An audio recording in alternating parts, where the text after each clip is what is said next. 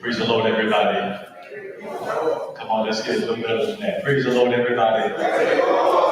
Praise the Lord.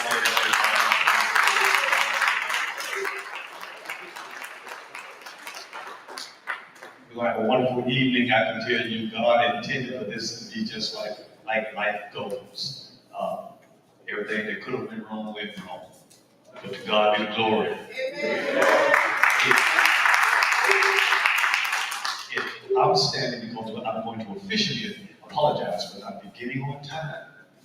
We start we don't want to train people that we start on time. So we put this on our shoulders. Amen, amen. So now I'm just going to have y'all this one time only. 13 is 4 p.m. sharp. Put your hands together and let's receive the angel of this house, Pastor Wayne. Good evening once again. I'm Pastor Wayne Allen Sr., pastor here of the Greater Ebenezer Missionary Baptist Church, and I just want to officially give you all a warm, hearty welcome. So glad that you're in the place, and I pray that God will truly speak to you today through this program. We thank God for each and every one of you that's here, those who will be involved tonight. And for those of you who are just here spectating, we thank God so very much for each and every one of you. Relax, enjoy. This is home away from home. And so you are welcome, welcome, welcome.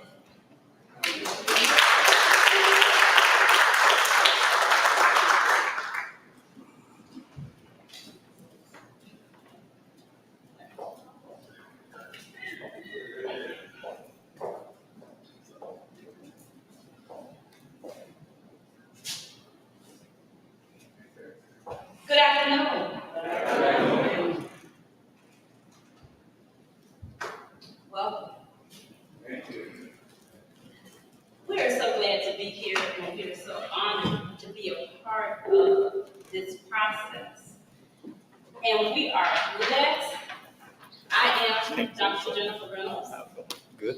This is Miss Cunia Gordon, who is also a part of the team of the directors of the Prayer for Women on Wednesday, as well as Representative Marie Woodson, Elder Patrice Johnson, who is not here with us at this time, but always here in spirit with us on another assignment. We are the prayer directors for Women on Wednesday. And you might ask, what does Women on Wednesday mean? We gather, and what we do is we gather to pray for the men, our Black fathers, on behalf of this day and every day. We pray and we petition God on your behalf. We did that on Wednesday. So therefore, we know that the atmosphere is already set. We are excited for this movement, not a program, but a movement to make a difference. We are here with you, my brothers, and our goal is the same as yours, to rescue our Black fathers so that they can rescue their families. Thank you.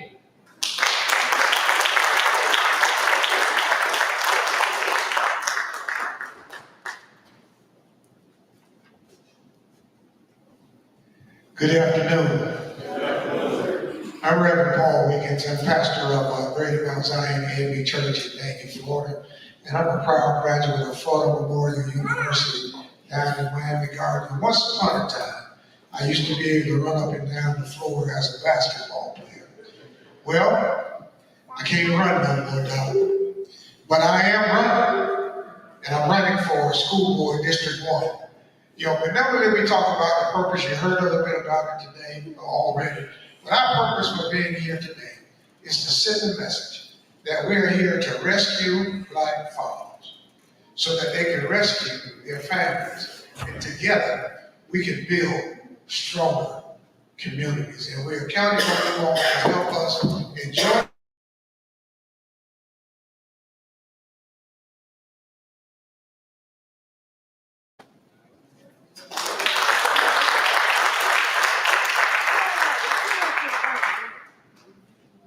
Good.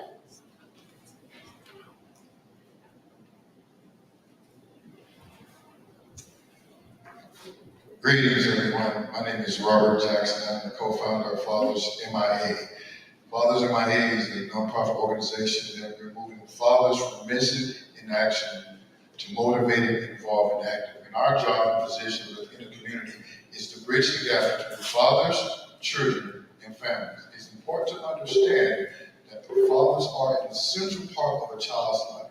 And there are certain things that children need and must have and receive from their fathers. And so we're the organization that it's going to make it easier to make sure the fathers understand their role, their purpose in that child's life. So let me introduce you to the founder, the visionary of Fathers MIA, Bernard Hawkins. Thank you so much. I am so honored to be here with Robert Jackson and the rest of the team for the Fathers, for the Black Fathers Weekend. Just want to say this is a very important movement, not a program, but a very important movement. Because you know our kids, especially our young men, they gravitate to other men. That's what we do. We gravitate to other males. That's why it's so easy for a young boy to gravitate to a game, because of the fact that they need that fellowship with the man. That's why they gravitate things they're not supposed to do, because of the fact that we as men, we gravitate to other males. It is important for our fathers to be in the lives of their kids. I didn't say they have, I would love for them to be in the home, but they need to be in the lives of their kids. Here are some of the consequences that come about because of the fact that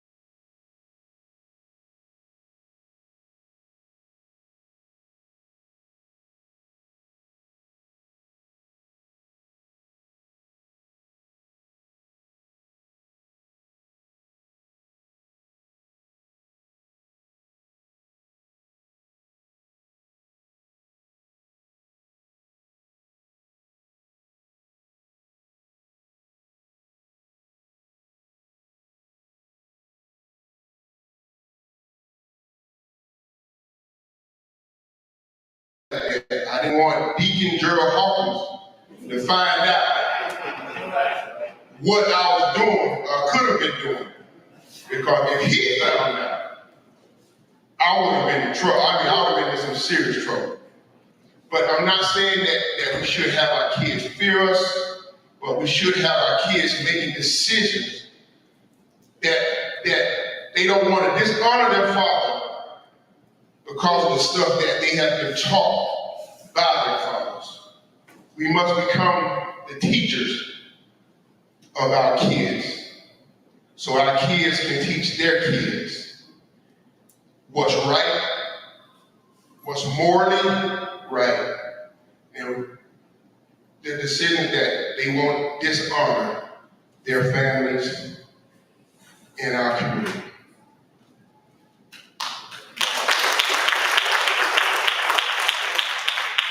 So the thing is, the biggest epidemic there is in the world that's not getting any type of recognition until now because of this movement is the understanding that the fathers are missing, and especially in our Black community where it is about 80%, 83% of the fathers not in the home or with their child.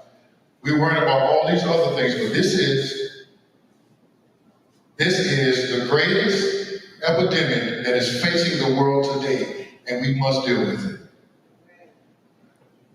And so with that said, my job here, my phone acts right, I got to get my face in, is that every generation has its own music, its own vibe, its own personality, its own power and purpose. We invite you to mix and mingle it tonight. Individually, we're strong. Together, we're stronger. So if you were entered life or born between these times, this is the type of music that you can relate to. The silent generation.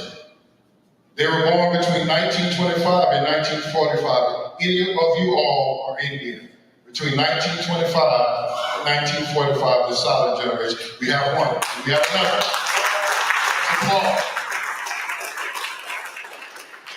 This generation is considered the Great Depression, the Dust Bowl, World War II.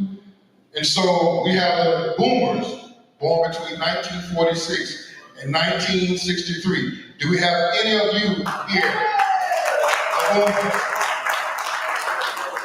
The boomers are represented. Then we have Gen X that was born between 1964 and 1978. Are any of you in here? Yeah. Okay, then we have the millennials, which were born between 1979 and 1995. Any of you are in here? Are any of you in here? We have a couple of And then we have the Gen X. This is a group that was born between 1996 and 2010. Are any of you in here, the Gen X group? We got three. This is the group that all the other generations preceding it must impact and touch. Because this is the group that's going to carry the legacy, that's going to carry the movement, and carry this understanding that Black Fathers Weekend is standing for. Amen? Let's turn this back into the hands of our own pastor.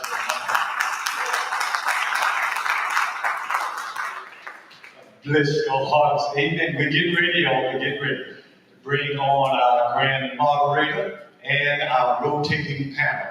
We have some wonderful hearts in here that's going to grace these tables on the panel. Now, we got a couple of rules. Amen. That's why we're here. We got a couple of rules. Anybody get upset? Y'all get upset. We got a couple of rules. So what we're going to do, I need y'all to be brutally honest. Well, y'all already got it. We don't need you to whitewash it tonight. We have received green light from Bishop and Pastor Allen, and this is so important. We need you to say what you need to say. And if in fact you might say a little strange, it's a no judge zone. So I need you to be honest, because we need to let you know that we see you and we hear you. All right?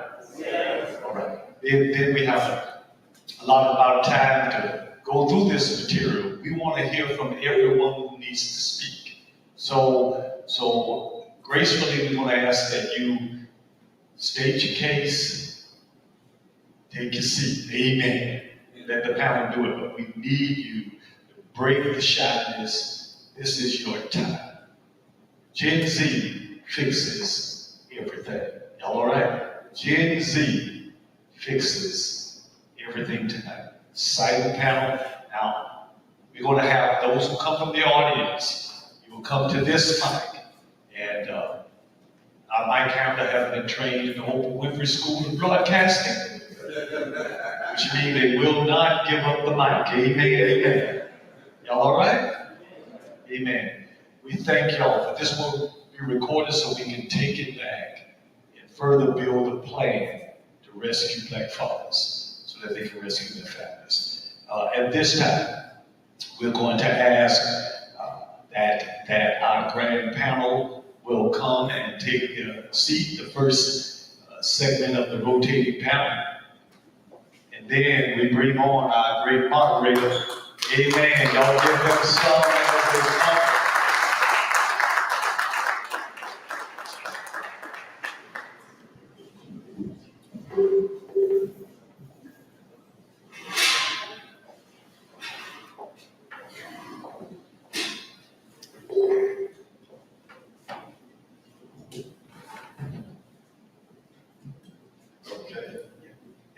And two more. Oh, okay, I was trying to fill out those.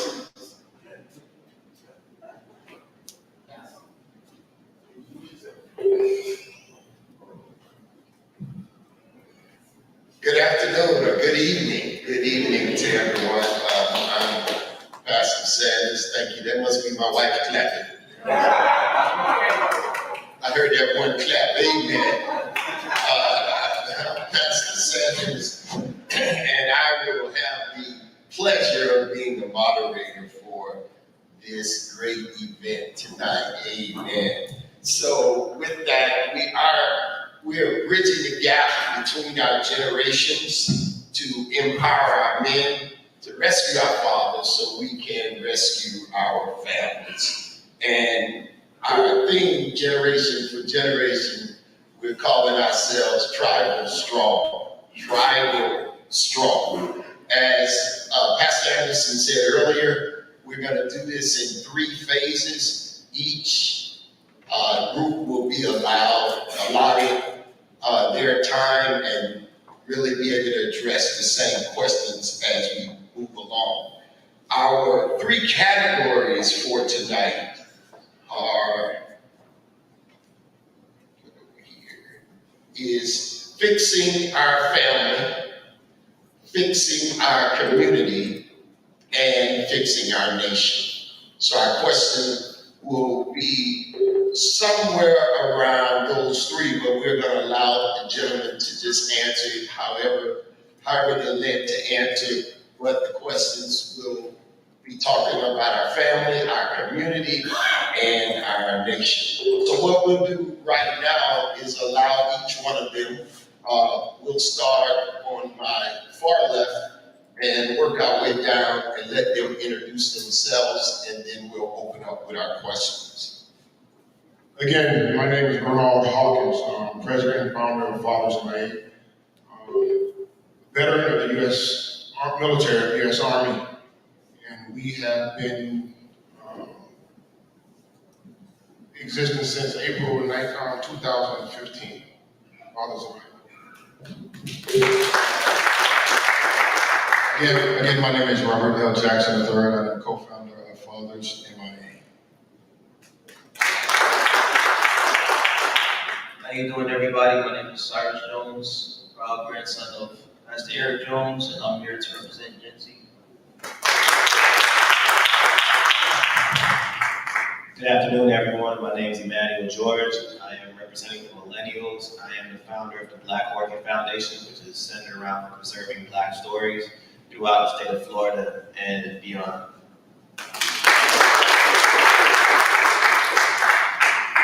Good afternoon, everyone. My name is CJ Staples. I'm the lead organizer for Dream Defenders here in Broward County, and one of the other organizers for the Court Watch program here in Broward County as well.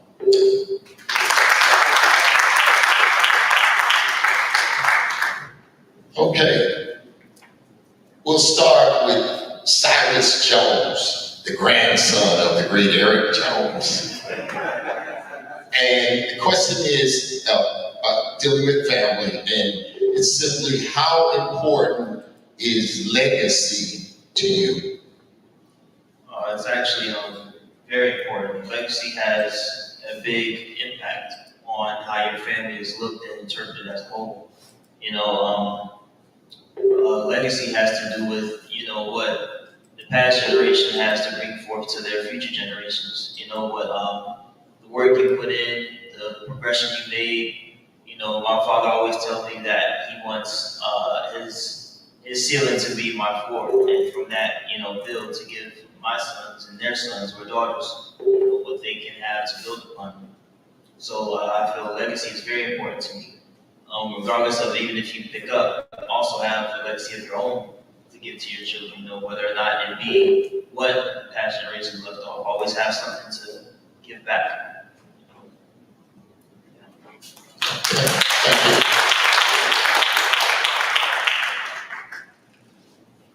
I'm going to ask the same question to Emmanuel. So the question is about legacy, what it means to you.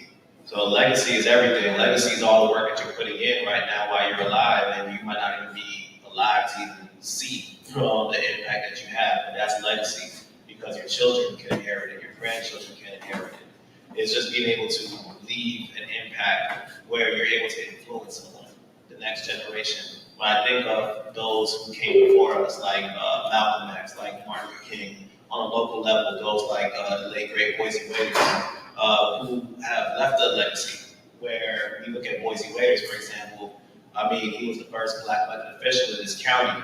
And when you look at, there's a couple Black elected officials here, and that is because of Boise Waiters and the work that he was doing that led to him being the first Black elected official in 1966 in Broward County.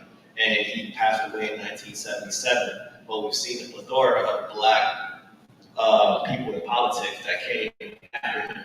So when you talk about legacy, it's like you might not even be able to be alive to even really see what you're going to, the impact that you're doing, but you still have to do it regardless. It's a very selfless thing that we have to do, and we have to keep being consistent with it. All right, thank you. I want to switch now to ask something about community, and I want to go to my brother from the Dream Defenders. Defenders? I thought that's what I said, Dream Defenders? No. Defenders. What's your name? Let me stop. CJ, I can remember that, CJ. They didn't give me enough tools, CJ. All right, CJ, I want to talk about community. I want you to define what is a broken community in your own view. And then how do men, if it's broken, how does we as men fix it? Now, everybody will get this question, but I'm going to start with CJ. So what if Broken community. Define it. a broken community? I believe that that's something that has been systematic since we were brought over here against our will over 400 years ago. We're still reeling and still trying to recover and heal from the work that was put against us. So, when we talk about all of the things that make our communities broken, we have to acknowledge that we were not responsible for breaking it. But we have to, take the steps and be honest and intentional about what it is that we have to do in order to repair it. And also be realistic about how long that's going to take. I know we talked about legacy and the amount of work that each individual person has to do in order to move the baton forward, keep inching the Black community to the starting line, right? Because I would say that in a lot of places, in a lot of ways, we haven't reached the starting line to get really going in the race. And, understanding that, like I said, we are pushing back against hundreds of years of enslavement and political oppression, systemic oppression, and that we've only really had an opportunity to empower ourselves to push back against it less than 100 years now. So when we look at the progress that we've made, which has been significant in so many different ways, we also have to be kind and give each other grace and understand that when you talk about when you break up with someone, right? You have a relationship for 10 years, and how long does it take to get over a 10-year relationship? It's like maybe about half that time. So it's like, how long does it take to get over hundreds of years of oppression and enslavement? It's going to take a lot longer than I'm alive for. But just knowing that the work that I'm doing is going to inch us closer to that point, that's the hope that I have, and that's what pushes me, that's what keeps me going. So, just understanding that, like I said, it does start with us. and it's with us. But it's not just us. It's also us holding systems and people accountable outside of the Black community to do their due diligence in deconstructing what their ancestors did to put us in the position that we're in right now. So, yeah. All right, great, thank you. I'm gonna go to Mr. Hawkins. Yeah, y'all don't wait for me to go, I'm gonna jump around. Okay, yes.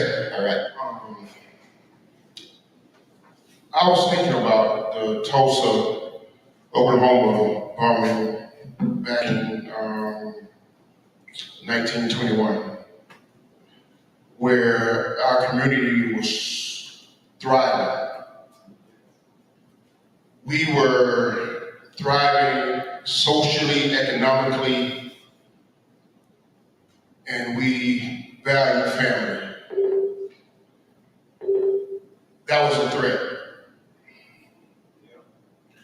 Because that was the threat, that was the model for every other community, Black community in America.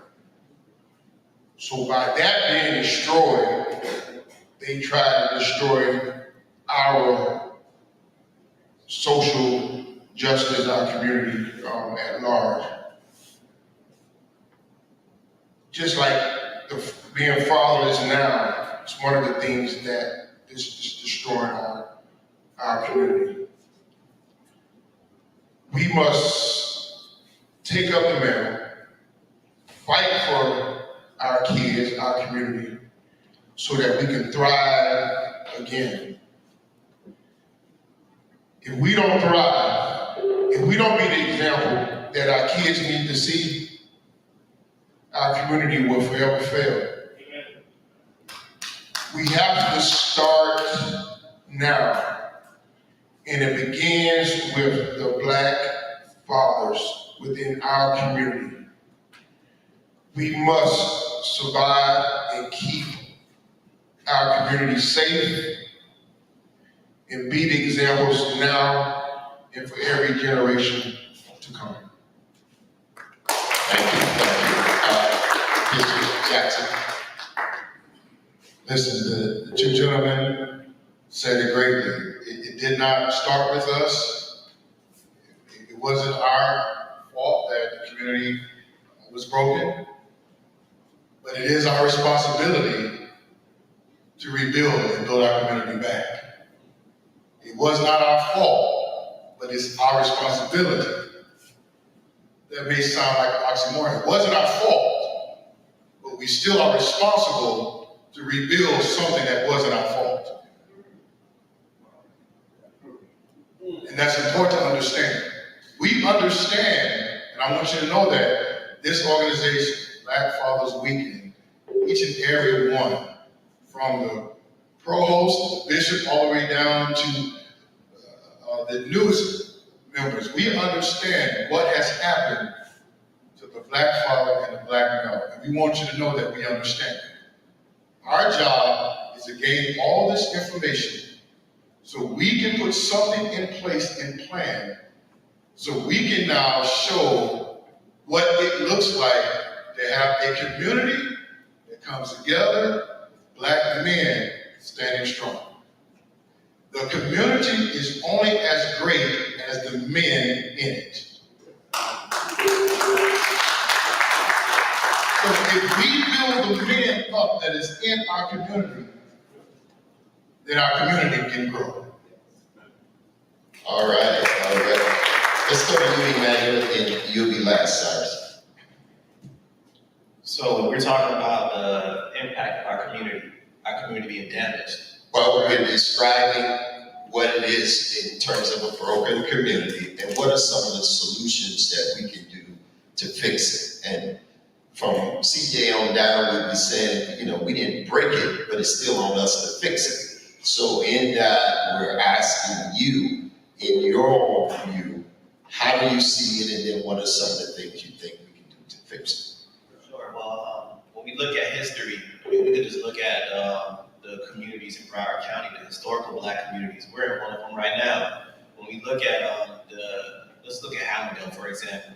I mean, Hallandale was at one point a very thriving, self-sufficient community up and down Foster Road. You had the Palms nightclub. You had a lot of hotels, black-owned hotels. We also had Lanier, which was a black middle school, and Addicts was in Hollywood. We were very self-sufficient throughout Broward County. So when we look at the impact, a lot of this wasn't, like I was said before, it wasn't us that created it.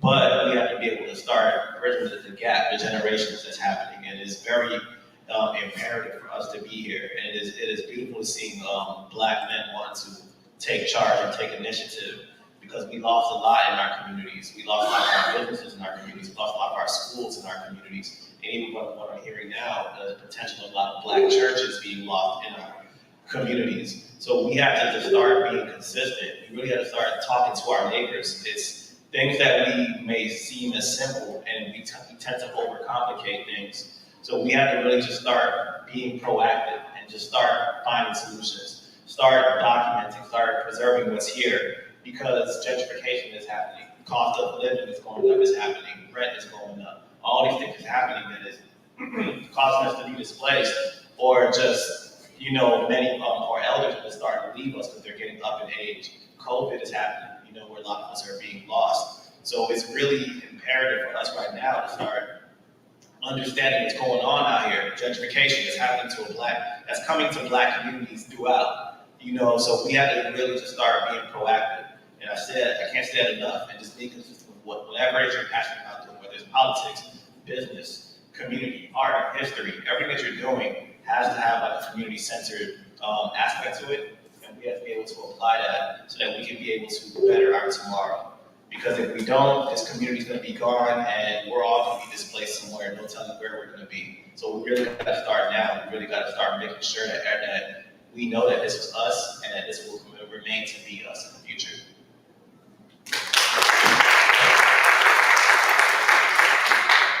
Yeah, I feel like the black community as a whole is very fragile.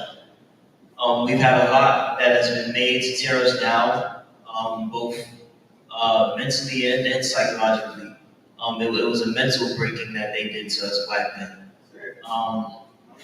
There was a lot of they made us watch as our women were forcefully set upon, and that can mentally break a man, and that makes us want to be submissive, and makes us not want to put forth a plan to make change because we're scared of consequence. And we have to see that. It's just growing up with the friends that I have now, I see what I have that they don't, and I don't mean just physically, like I said, mentally and psychologically. I'm very much aware that my friends don't know what's going on around them, for real, and it's sad to say, but I'm also glad that I can see that, because coming from the background that I have, I can see that the community that I grew up in, now I'm not even gonna lie, I probably don't know half the people in it. And I feel like that's because just the men, we have a lot of older gentlemen from my neighborhood that are gone now that I felt comfortable talking to about stuff. And now with new people coming into the community, most of them just stay in the house, go get groceries, and you don't see them anymore. But I know back then I saw a lot. Like growing up, I used to cut the grass with my dad. I used to see other men outside doing yard work, just simple stuff like that, being able to go outside and see other men in your community. And now it's like, it's just you and your home. You don't even see your home as being a part of the neighborhood anymore. So I think just us as black men, we have to be comfortable with being able to set a plan and be diverse and go out and reach out to people. Because I was talking to the gentleman earlier about it being okay as a black man to ask for help. Sometimes we try to come up with a lot of things as by ourselves, especially growing up young now. I'm glad I have a father in the home because I have a lot of questions, that I'm glad I can ask someone right there in the home. And I just look out and say, my friends don't have that. In our communities that are broken, they don't have no one in their community to go to either. So I just feel like we have to stand up and go against the systematic breaking that was done to us. Hold on. Because the next question, I'm going to come right back to you, because the next question deals with family. And it centers around fatherlessness or fathers not in the home. And we all, I think, will agree that we as men regard the family as important. Why do you think that is, that there are so many Black families without the father present? And if so, if you agree with that, then if so, what do you think we can do to fix this problem? I feel like just being a person, a lot of families are broken because of relationships, and then relationships always, the consequence always boils down to the children of those relationships, whether it be, whether it be a dispute between the husband and wife, that can lead on to the children, and now they're seeking help from.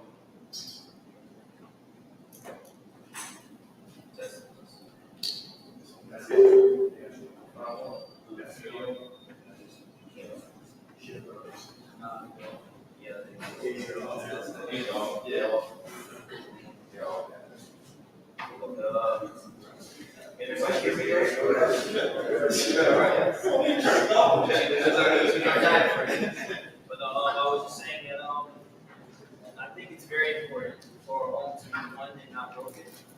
And yes, I feel like a father is definitely the spirit that, a spirit is not without the weight. I feel like the fathers are testament. Thank you. I feel like the fathers are definitely the blades of the home, and the mothers are the shield. So I just feel like growing up in a two-parent home, it definitely has its perks. Just as simple as not having to worry about helping parents with the bills, or because I have a lot of friends that just can't do what they want to do as teenagers or going into adults because they're worrying about decisions that I feel the parents should be making. And I feel bad because I see that I don't have to worry about those stuff, and I'm glad that they can call me their friend. So I wish I could be in a position to help, but that also bears down to me seeing that I would want to do that to my children. So that would encourage me to make sure that I keep strong relationships and good decision-making skills. Because you have to know who you fall in love with, because if we have children, because you don't know what good or bad parts are going to be in those children. And that's going to cause them to go out and make bad decisions because you and your significant other can't keep together and keep stable. Great answer. Let's come to CJ. Same question. All right. This is actually something I feel really passionate about because I think a lot of times when we start this conversation, as with the last question, it is a question of who's actually responsible for this disconnect of the Black father to the Black family, and we don't talk about the systemic and the economic and the political attacks, right? The fact that if you are incarcerated for a felony, you can't go back to where you were if it is government housing because you are a felon. And if you do, the whole family loses housing. Why is that? There is no rational reason to keep a father out of the home if he has already paid his debt to society. We are in a state right now that practices that. We have elected officials who support that. We just got rid of banning them. We just got the ban the box in Broward County. After how many years? All of those things, all of these people that you vote into office that keep those systems in place to keep the Black fathers out of our homes. That's what the real issue is. It's not about, people fall in and out of love no matter what race you are. There are tons of white fathers that aren't taking care of their kids. But the white community is doing just fine. Right? We all know, we have television shows, we got snowfall. We all know why crack got into our communities. Yet we are still the highest population in prison because of crack cocaine. We still, even though there are dispensaries on every single block, we still have black men in Florida prisons and Florida jails because of marijuana. They can't be home with their families. And then they get home, and the psychological damage, right? Because we need to talk about mental health too, right? That's real. Just because you can't see it, people think, oh, we don't have to address it. But you think about what it means to be a nonviolent offender in prison, fighting for your life for years, the mental toll that has on you, and then you're released out to the community like, oh, okay, whatever, fend for yourself, do what you need to do, but you better make it, you better get a job, you better be able to check in with your parole officer, we're gonna ship you back. You gotta find a home, or we're gonna ship you back and you can't get to those government assisted houses. So when you think about like why our families are disconnected and so broken, it ain't us. It is set up to keep us broken.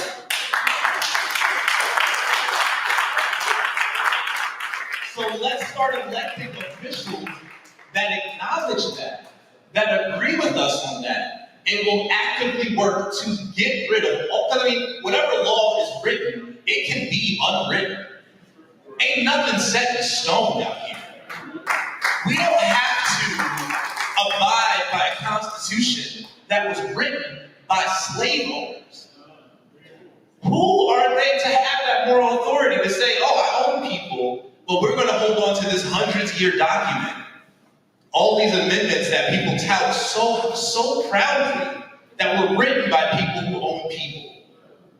So no, let's unwrite that. And we don't want a seat at y'all's table. We want to build a new table so that we all have equal and equitable say in what is happening in every single community in this country.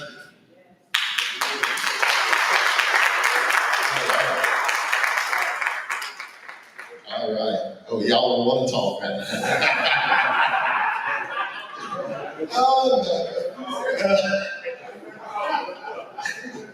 Let's go to Brother Hall. Check. Well, I'll deal with I know there were several points to that question. I'll deal with the fatherlessness issue. We deal with the fatherless pretty much on a daily basis. We have a healing circle where we have our young people talk about the impact of being fatherless. When these young people start opening up their hearts, there's really not a dry eye in the building. From the hurt and devastation that they have, some of these young people have been suicidal. Some of these especially when dealing with the young ladies, when they're dealing with other men that come into the house where they've been molested and raped. Because of the fact that sometimes their fathers don't want anything to do with them. And I agree with my brother when he says this issue not only affects not only our community, but every community. We always say, listen, you could be a CEO of a big company, divorce your wife, and never see your kids again.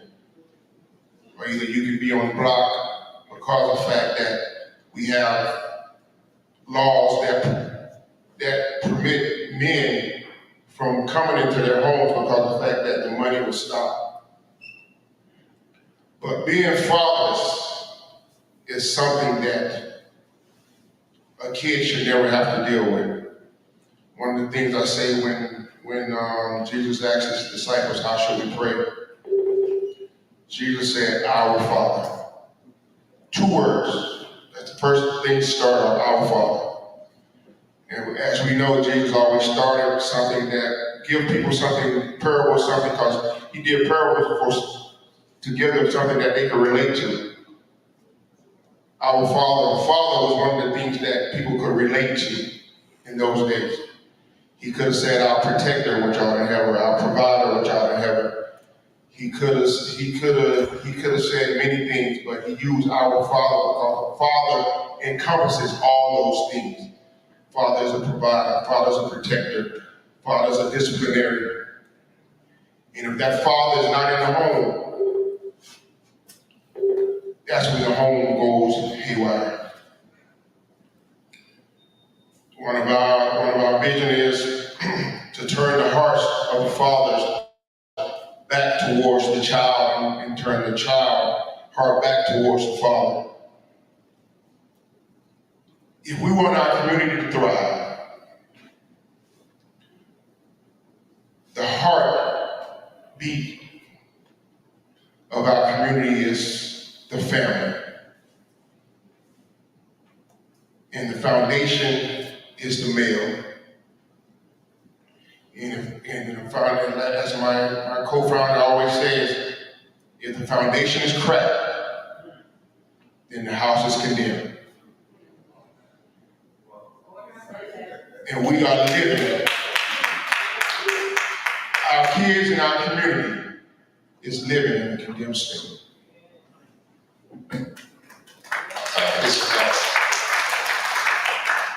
Dr. Sanders, I want to say that this is not fair.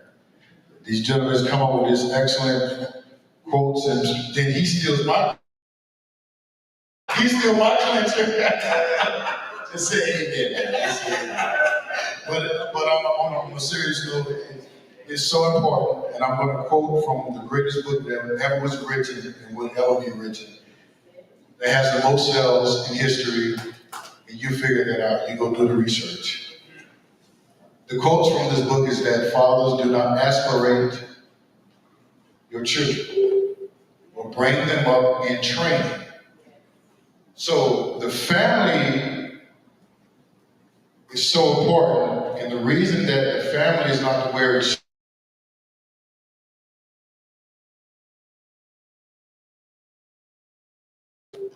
then the government or the systems give more money and attention to the mothers and the child.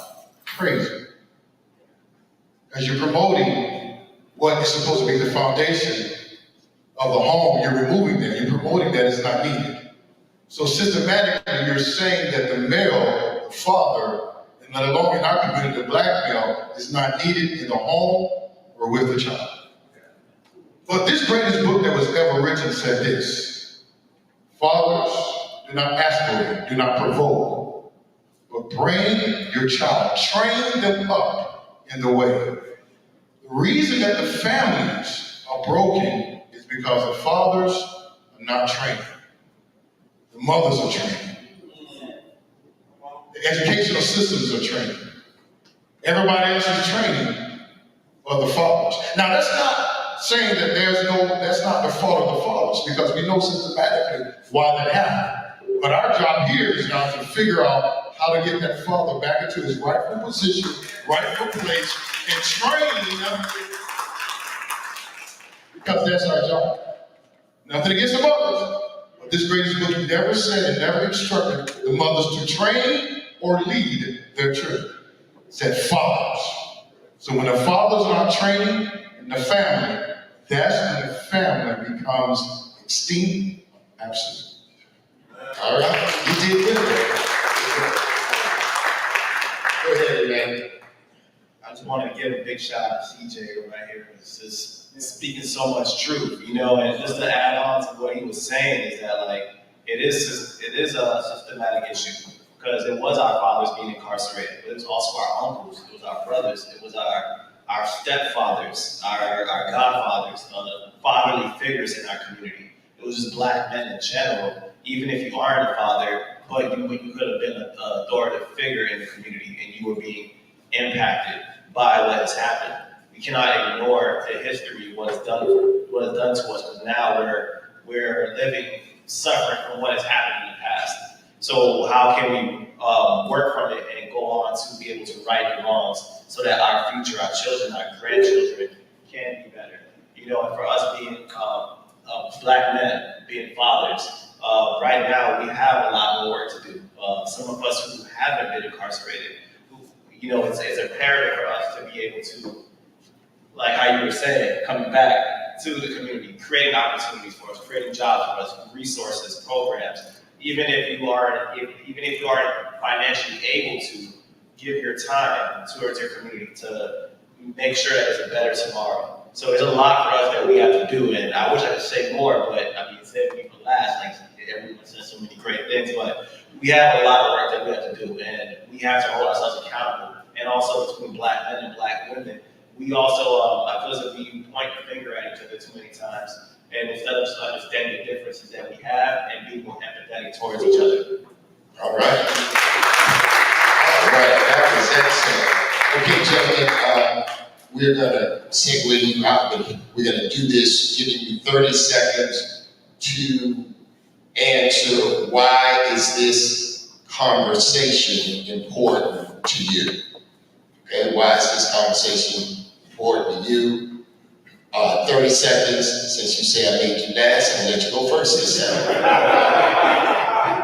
So this conversation is important to me. I don't have any children yet, but I mean, eventually one day I would love to. I would love to have a family and be able to create my legacy, establish more of my legacy. So this is important because I'm learning it as well. There's a lot of fathers here, a lot of grandfathers here, a lot of stepfathers out here. And for me, it's imperative because I need to be able to understand and make myself a better person for my potential wife and for my potential kids in the future.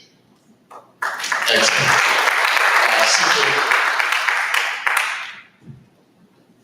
It's important to me because I come from a small family, fatherless home. I'm actually from New Jersey originally. I've lived down here about 12 years. And just being a part of this community has been just very, very impactful, very rewarding experience. Like my brother Jones here said, just putting the neighbor back in the neighborhood, right? Like allowing people to really get to know you and building on that information and knowledge and that history. We got to have these conversations because without it, we can't even begin to try to solve the problems that exist. All right, thank you. Young Cyrus.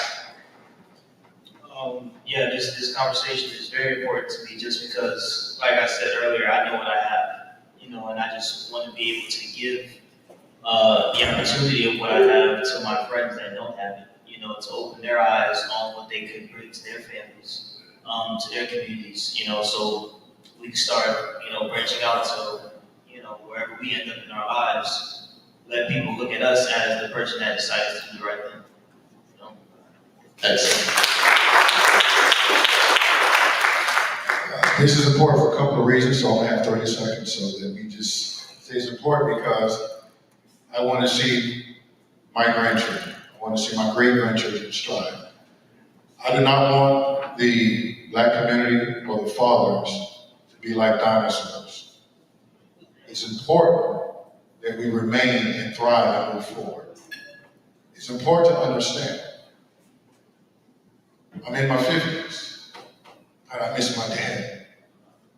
My dad was my role model. My dad taught me everything. That's why my wife don't have to worry about me taking care of her, because my dad took care of my mother. My dad trained me. My dad instructed me. My dad was my hero. This is why this is important. So we put the emphasis back on where it used to be.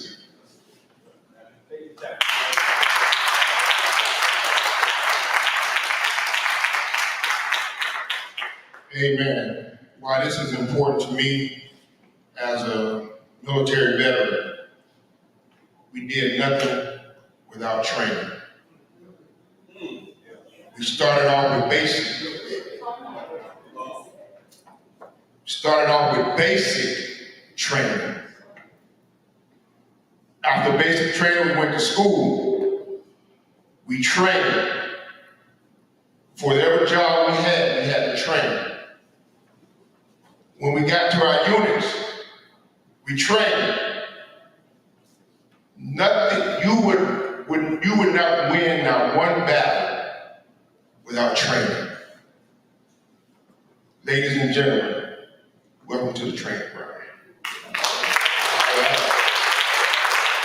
gentleman, can I ask you if you just exit to your left or to the right? Which way?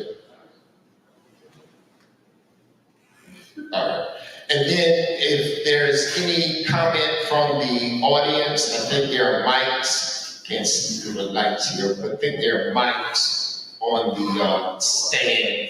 And while the next panel is coming up, you can go to the mic and be able to make your comment or your question.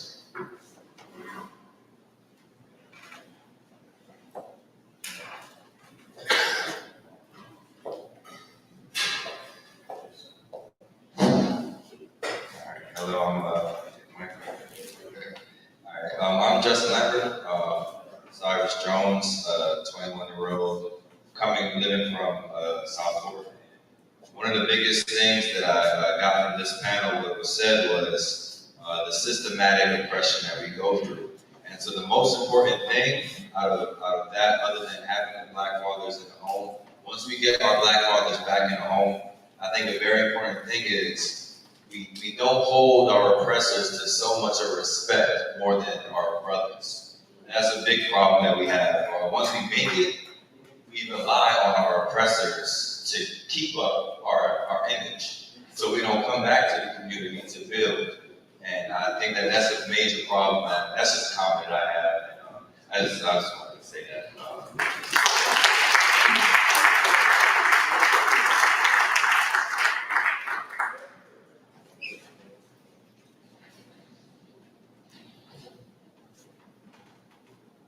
My name is Deacon Larry Stafford.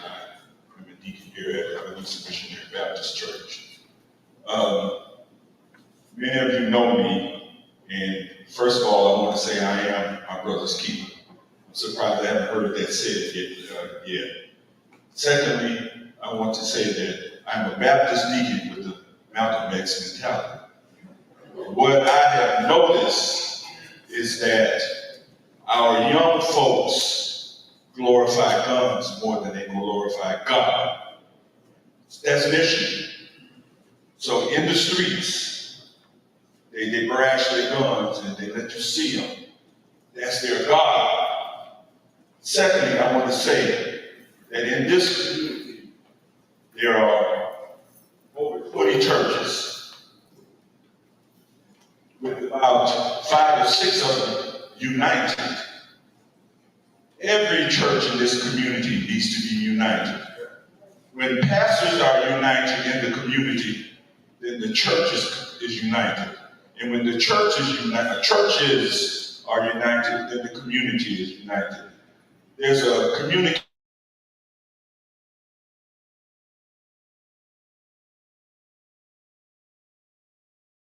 Not a handful, it should be full of men. But we got gathered right across the street here at the park. Probably more men there than right here, because they don't know that this is happening. That's all that is.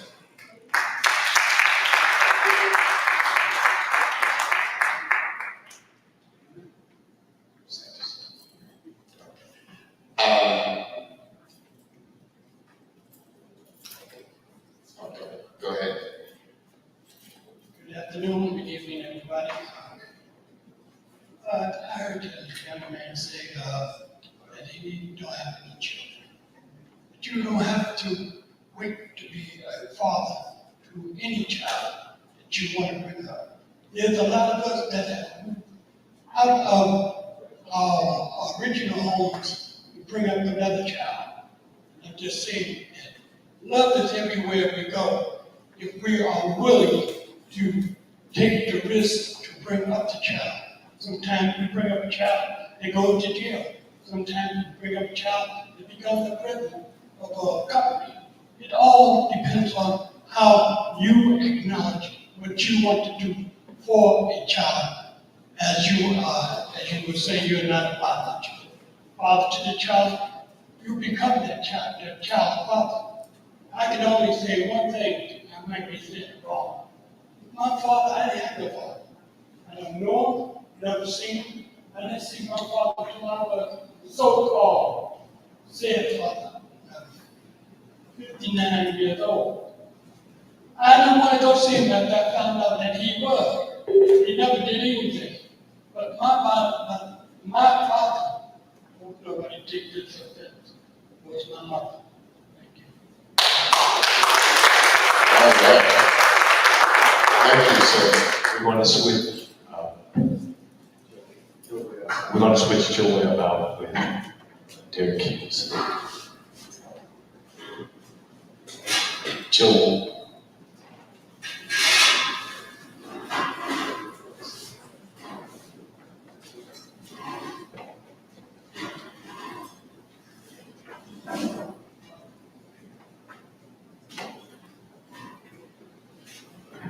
Amen.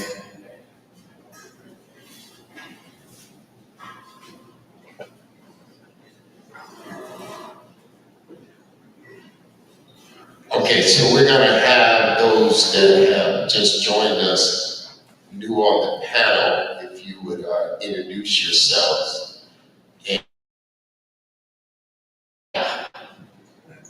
Okay, I guess we're gonna start with me. My name is Derek Simmons. I'm CEO of Youth Movement Incorporated, Save Our Children's Movement. And what I do is, I'm an author of a book called Where's My Daddy and Looking for Success. And I bring children that's in the community, and I go out to William Dandy, and I'm a mentor out there. That's one of the things that I do. Thank you.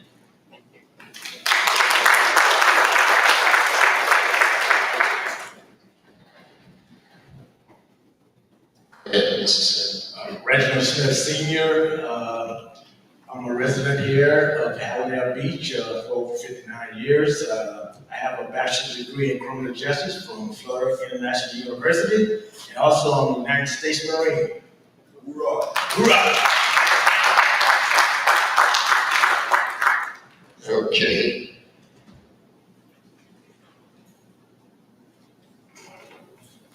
Are we gonna fill this seat?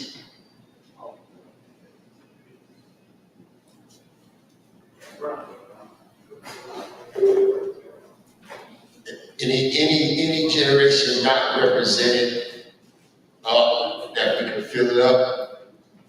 Come on.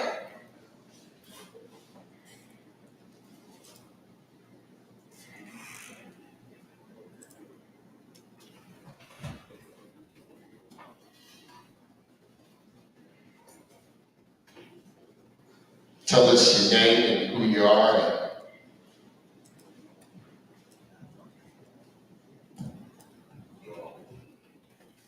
Good evening, family. My name is Angelo Barr, also a resident from Hallandale, 45 years.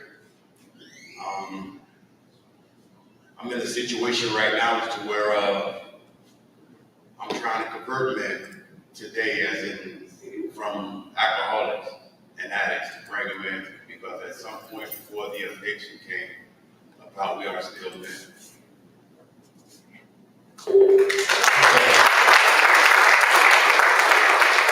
So, for this panel, I want to start where you just left off. And you spoke of converting men and getting men that from being alcoholics or bringing them over. Talk to us about that, and talk to us about the challenges, but also some successes or solutions that you may have found as you go out. Okay, first and foremost, the challenges are that we are from the male figure, that we are the head of the household, so at some point we don't ask for help. The solution and the solution of it is to ask for help. They have a situation in the program of AA, the Alcoholics Anonymous, is going through the steps, finding a home group, and getting a sponsor. What that does is that gives you a better look on life.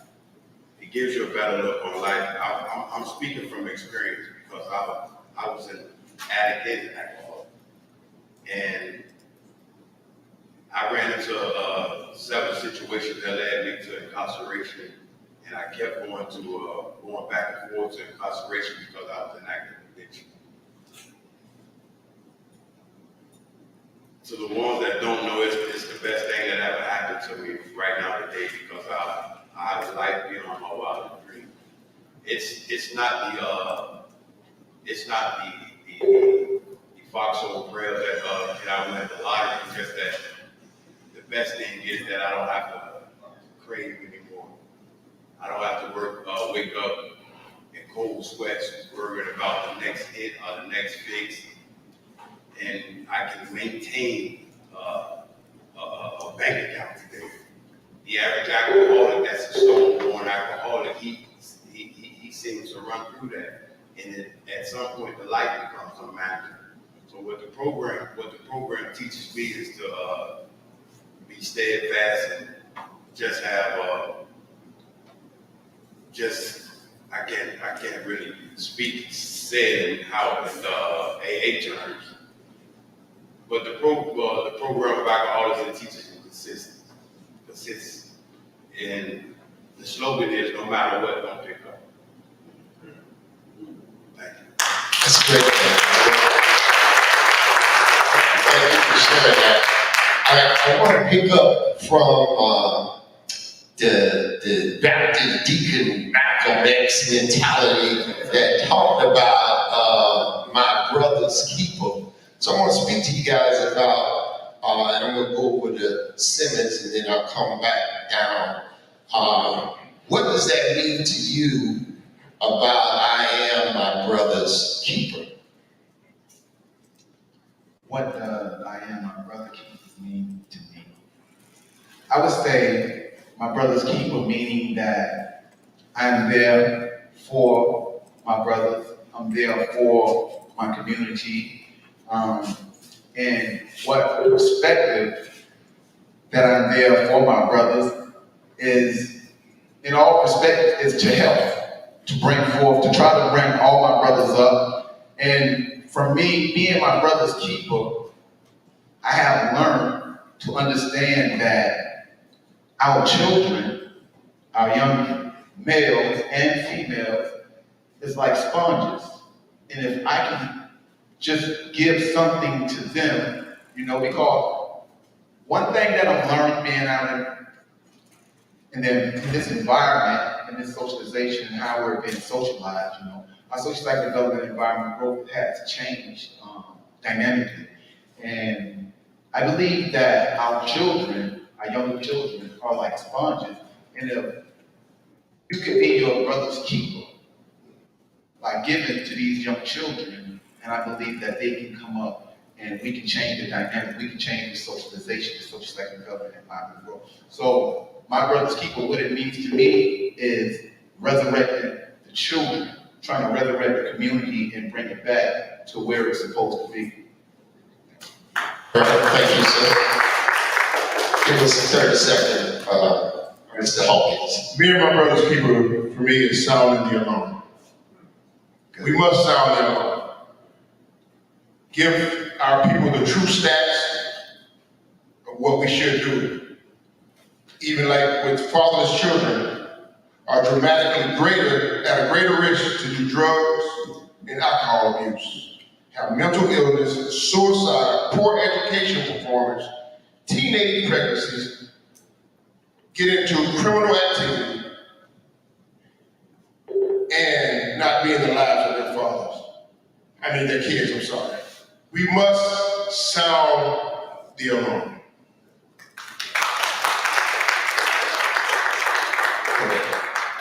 I was in deep thought. What was the question again, Dr. Sanders? You want to talk about that deep thought? No.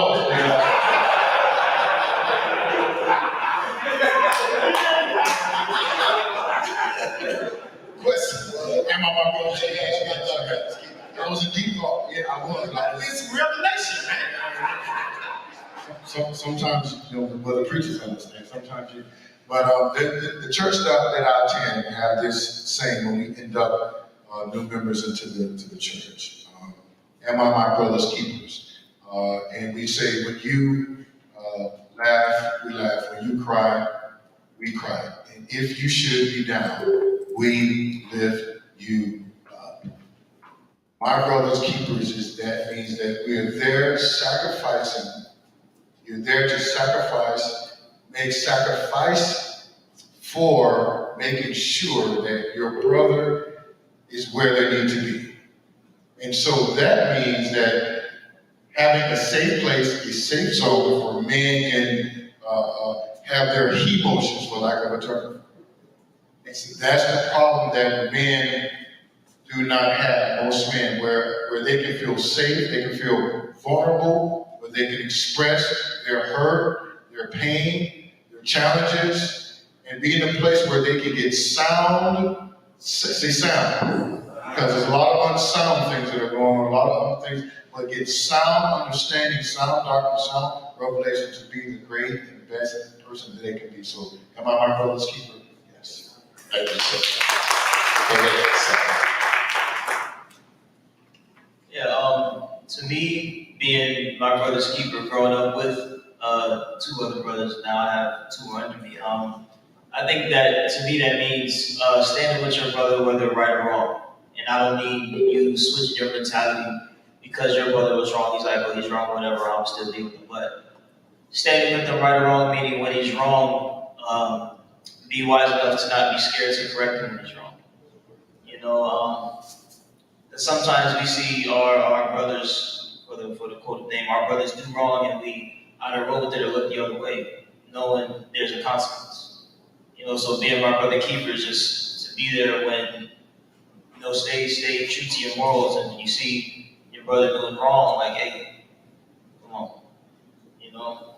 And if when you see that they're in a position to do right and they still don't choose to do right, you be that person to be like, hey, nah, let's go or let's do something else.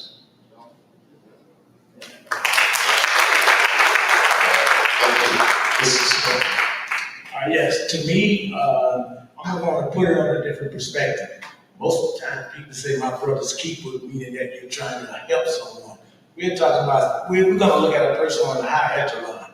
If a person is doing something that's wrong, me personally, it's my responsibility to correct him or her. That's my brother's keeper. And to assist, to give them tough love, show them tough love, show them where they're weak at, show them where they're strong at, pick them up when they need, hug them when they want one, and to show them that they are human. See, a lot of times we as black men, we forget that we're human. We put on this tough exterior, like we're Teflon Don, that we cannot cry, we cannot moan, we cannot do this, we cannot do that. But see, society made us like that. And I sat there for about 30 minutes listening to all the questions. But the bottom, one of the main variables that we must address is it's a societal problem. Society created this monster, created this fatherless home, created it. The government, look up the word project. That's where the word project comes from. It's an experiment. We all went to school. Project, when you have an assignment, it's the project. See what's going to happen. They put all of us in the building. They know what was going to happen. They said no. They had a rule in 1960.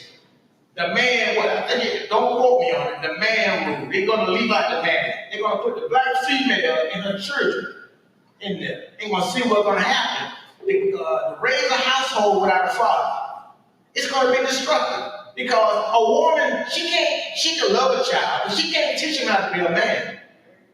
She can't teach him how to be a man. You gotta see a man to be a man. Don't get me wrong, it was an experiment. It was done on purpose by the United States government to make the black family the way it is now. We need to call the elephant out in the room. That's what's really happening. The United States government is behind all this fatherless homes.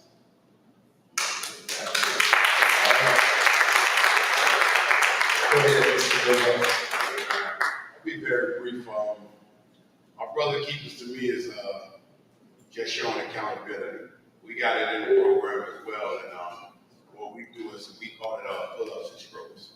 Pull-ups is when you're lacking that, hey brother, you got to tighten up in this area. And the stroke is awarded him when he does something right. So that's my brother's keeper to me. All right. Okay, I have a question that just came in. And the question is, we'll start with our Marie, Mrs. Smith. Why do you think there appears to be systemic disunity in our culture? Well, first of all, we have to go back all the way to, before 1619, before we came over here on the shores of America. Because the people that came over on the shores of America, they was kidnapped. They was not slaves. Because if they were slaves, they would not be in chains. You understand? Because once you became a slave, no need for change anymore. You was confined in your mind. And the disunity started by how we was taught. First of all, I'm gonna show you how the slave was made. A slave was made like this. You had a mama and you had the daddy, the two Africans. As soon as they had kids, they snatched the kids away from the biological father and the mother because they don't want them to learn their mother tongue. So now they over here. So Master teach them what he wanted them to know. He teach them that dark skin is ugly. He teach them that nappy hair, they call it nappy hair, they use the adjective nappy as bad. He teach them everything what he wants. This is the systemic ideology that was passed down from generation to generation. So we have to go back to the government again. It's not our fault. This stuff has been planned.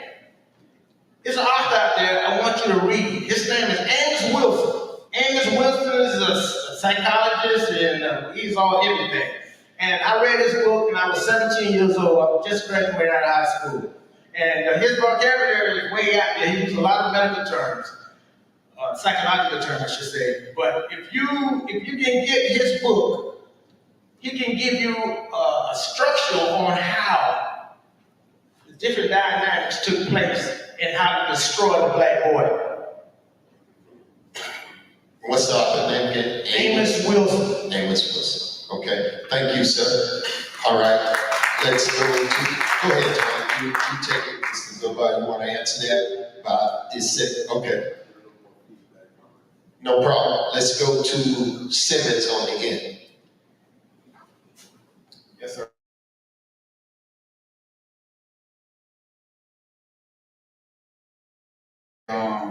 Systemic disunity within our culture. From my studies, I have to, Mr. Smith, because I do believe that it comes from slavery. And now we're in an era right now in a socialization and social development and growth to that the culture that we're in and the things that we're experiencing is actually taking it even further.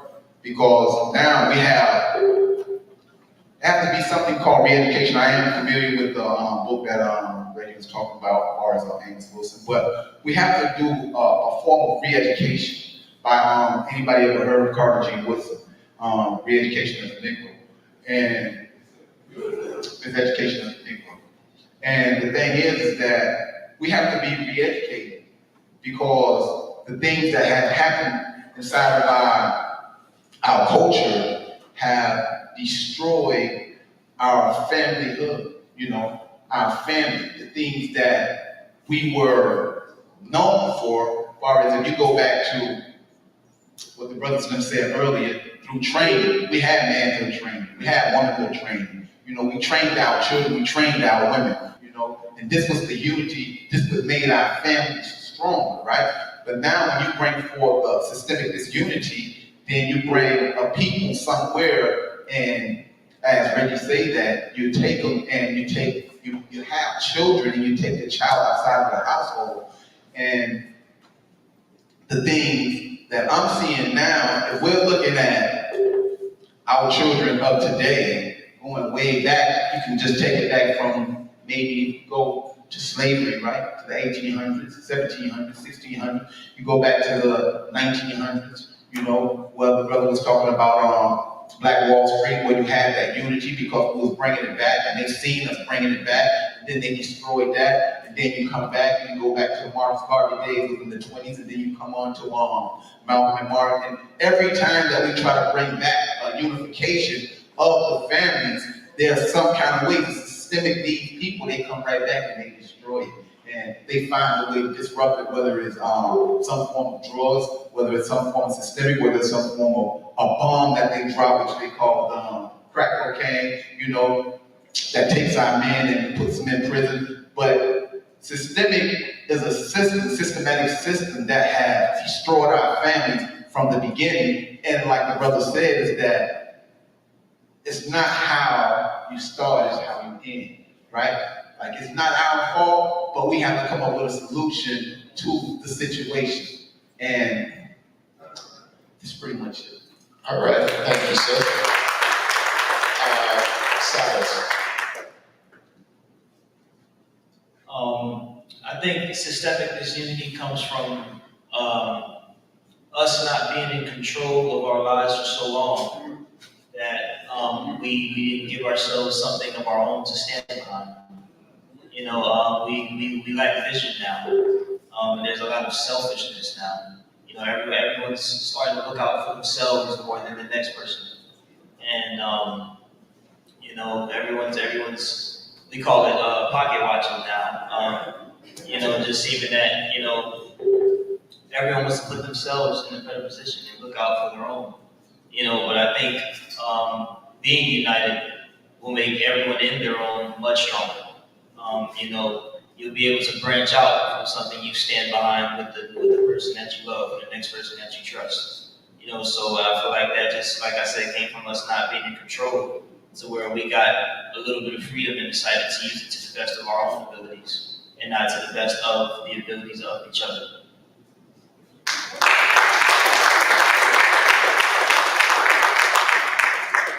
Go ahead. And I just agree with everyone, and so I'm just going to say this a little bit too. As my brother to my right, your left said, was not in control of our own, and it was taught. And so going back to the Willie Lynch, you all are familiar with that. And so what happens, because it was taught so long, it wasn't in control. Now that we're in control systematically, subliminally, that is still in our head.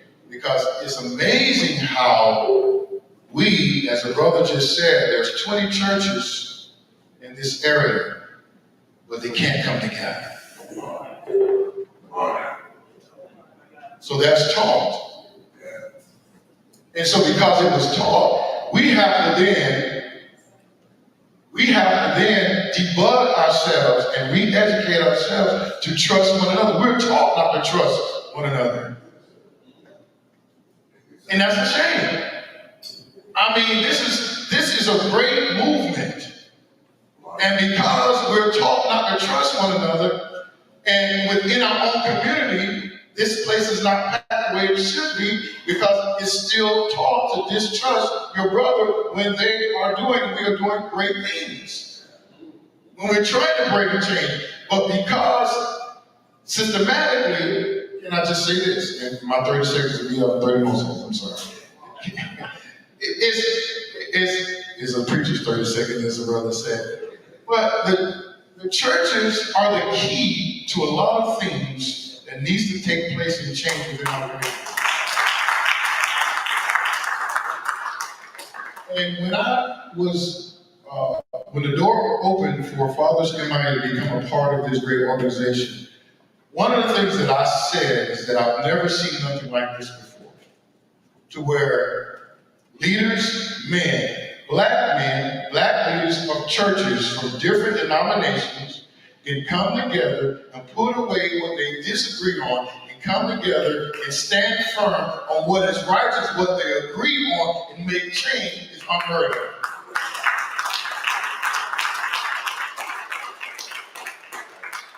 So if the leaders of the churches can come together and trust one another and not say, well, it's their movement, or it's this Jones thing, or this is Stanley's thing, or this is Sanders' thing, and if we come together for the right purpose, with the right understanding, and trust one another. There is ain't no stopping us now. We on the move. All right. Amen. Amen. Unity. Very important. The thing is, even with the slave ships, they did not put a lot of people from the same tribe on the same ship. They got different people from different tribes to put them on the ship because of the fact that they did not want them coming together. They wanted them to be speaking different languages so that they could not come together. Listen, even your enemies know the Bible. Even with the Tower of Babel, they understand that there's nothing that you cannot accomplish. So by keeping us ununified, keeping us, I don't like that brother because he's bald head. I don't like that brother because of the fact that his hair is long. I don't like that brother because he's a Marine, even though the Army is first though. But I don't like that brother because he's a Marine. I don't like that brother because he lives over there across the tracks. If they can keep us ununified and finding fault in each other, if they can keep our mind focused on the stuff that's not necessary instead of having us focus on the stuff that's important, they're going to keep the stranglehold on our community. We got to keep our fathers intact. We got to keep our men on the front line because of the fact that once we let them cross the front line, not stuff, the ignorant stuff like saying red is red. If I wear red, I'm better than the person that wears blue. If I live on this street, you can't come on this street because you live on the other street. But we still all living in the same community. So instead of protecting our streets, we should protect our community. We should protect our women, we should protect our kids, and we should be protecting everything that breathes and crawls. And I don't care if it's the dog, I need to protect him because of the fact that he's a part of my community.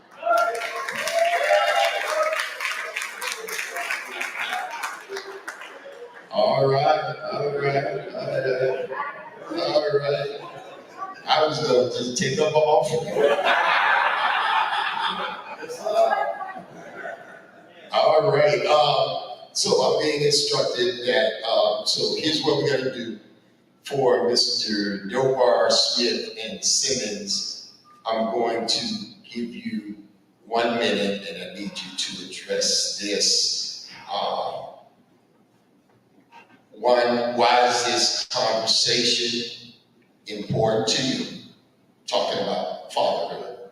And how important is legacy to you?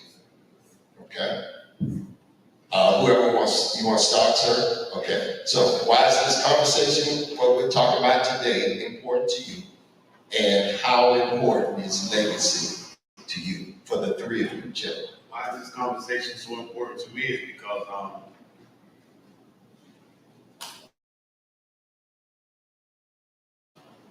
I don't want to sound disbelief or anything, but I come from a well-knit family, so me and my father wasn't there, but I had a bunch of uncles that raised me. Every uncle that I had treated me as a child of their own, and I don't want to point no fingers, but that's how my grandmother raised them. And to know that, I still went astray from that and ran away from that and went into the streets. But the reason I say I've been reincarnated is because I've accumulated kids as well. And I wasn't being a father to them until I got me together. Now that I'm there with me. That's good stuff. So being a father, I get to see my kids grow up and be in the household with them and not be a statistic of what I've been through. Like I told you, I never had the experience of absent father in the home because I had uncles. I come from, this is my community. I was raised in the early 80s to where all the uncles and my cousins and family treated you like they were your own. So I can't speak for the ones that wasn't there, but I love it so much to where I try to be a part of each and every child's life because I know what's going on around. I'm smart enough to know that I know that father's not doing well, so that kid will grow up to not have a father. So how I was raised, grandma told us to look out for everybody. That's it. Thank you. All right. Oh, yeah, the PS, that's what they were saying. PS, the legacy part, I get to set my legacy. Well, the child that I have a 23-year-old, a 2-year-old, and a 9-month-old. The legacy that I've been playing, the legacy. Well, that's the gap. Yeah, it's a gap. But I got. Go ahead, But the legacy part is that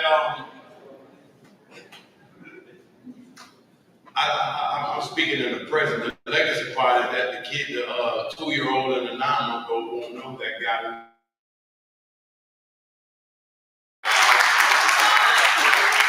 That's good stuff. That's good stuff. Go right ahead. Why this conversation is important? Because it hits home. Because I got married at a young age. I got married, I was 19. And I became a father at a young age. I've been going on 40 years now I've been married. And I remember the times my friends out playing football or running track. I had to go to work. And I couldn't afford to get hurt. Because if I got hurt, that means I'm on workman compensation and my family's not going to eat.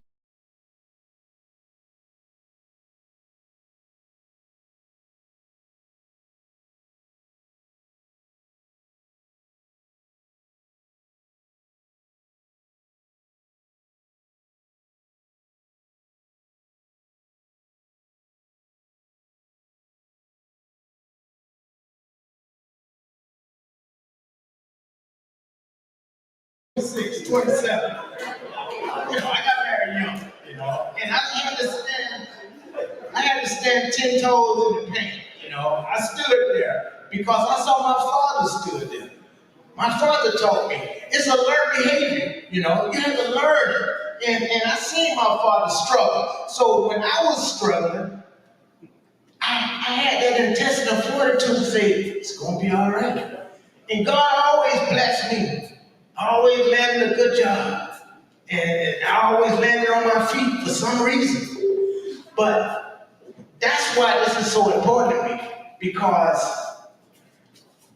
as a father, every day's not going to be sunshine. When you come home to your wife, trust me, every day ain't going to be sunshine. I know my wife so well, I even know when she's angry. She don't even have to say anything. I know when she's angry. I can walk through the door and look at her facial expression. I said, I know I done did something. I done did something. But that's part of growth. That's growth. And that takes years to accomplish. And you must acquire that. And the legacy for and daughters to take heed and learn what the Marine Corps taught me. So Marine Corps, one thing that they teach you, they embed in your subconscious to never quit. Never quit. We run toward chaos. We adapt to situations. Whatever it is, rough terrain, rough, whatever, we adapt. Overcome and adapt. And that's what the Marine Corps taught me. And I went in at 17 years old. And those are valuable tools that I use even today. I know I'm running short on time. I had a knee replacement 6 months ago. And what I did, anybody ever heard the word Sankofa in here? Sankofa? Okay, Sankofa means to go back every.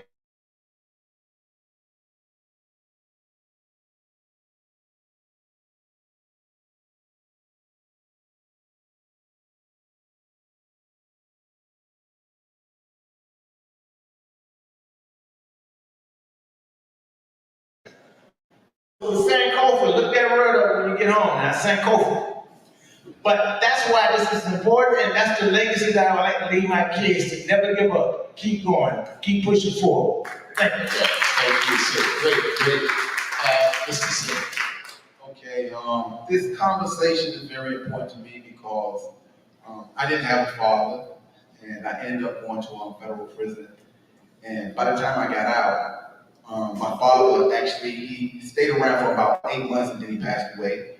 And when I left, I went to prison, I left my son when he was 8 years old. And by the time I come home,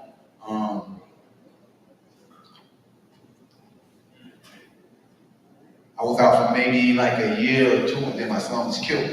So it's like, my father wasn't there for me.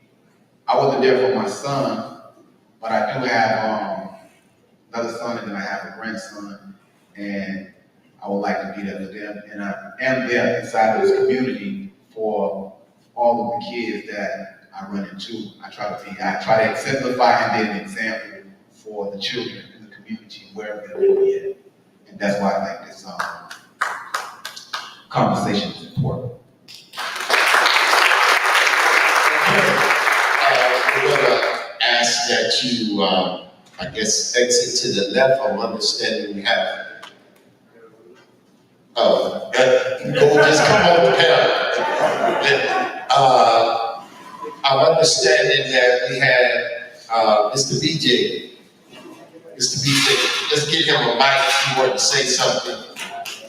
Mr. BJ is our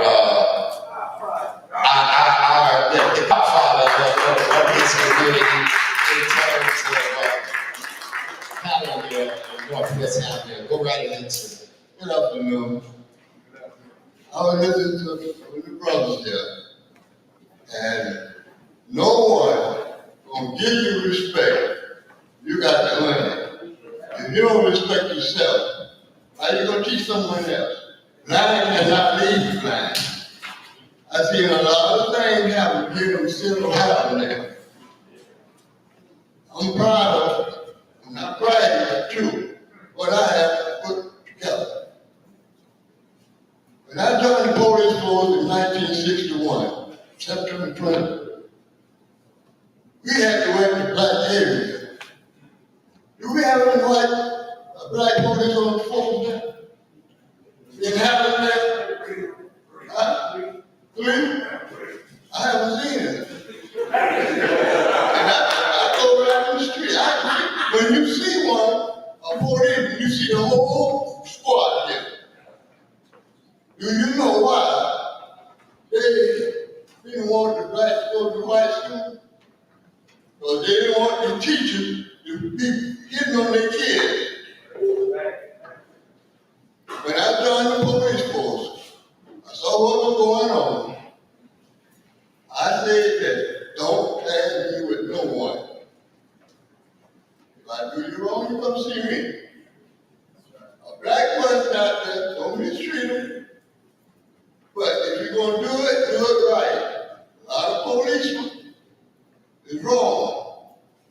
But you got more good policemen than you have bad. Judges the same way. Don't say you can't clean this place up. Well, you can, but you got to stick together. They gave me a call on a kid, which his mother, she was a female. His mother whipped her. They gave me the call, child abuse. That's on 9th Street, 5th Terrace. That's where they were living at. When I got the call, I went there.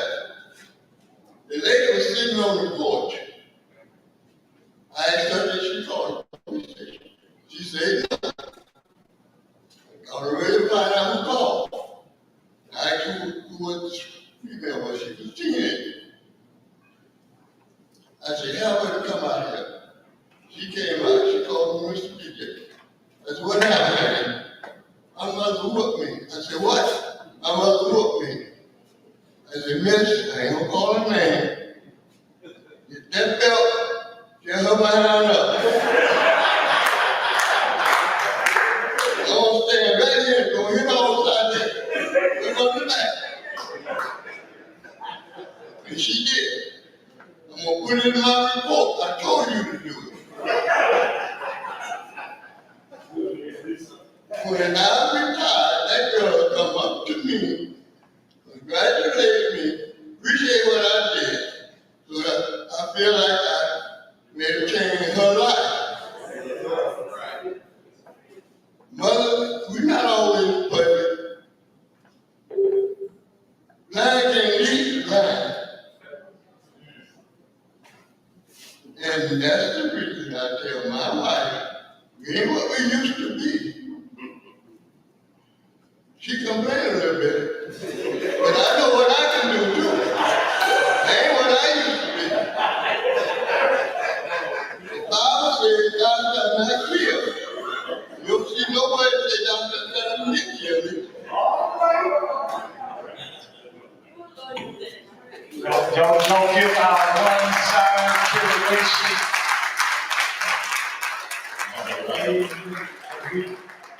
We see nowhere where it says, thou shalt stand up and be killed.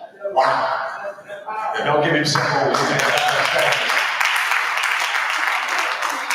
All right. 94 years young.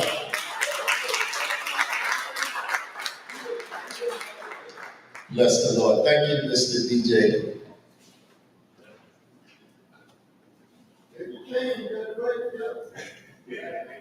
I'm going to ask our panel that has just came up to go ahead on and introduce themselves.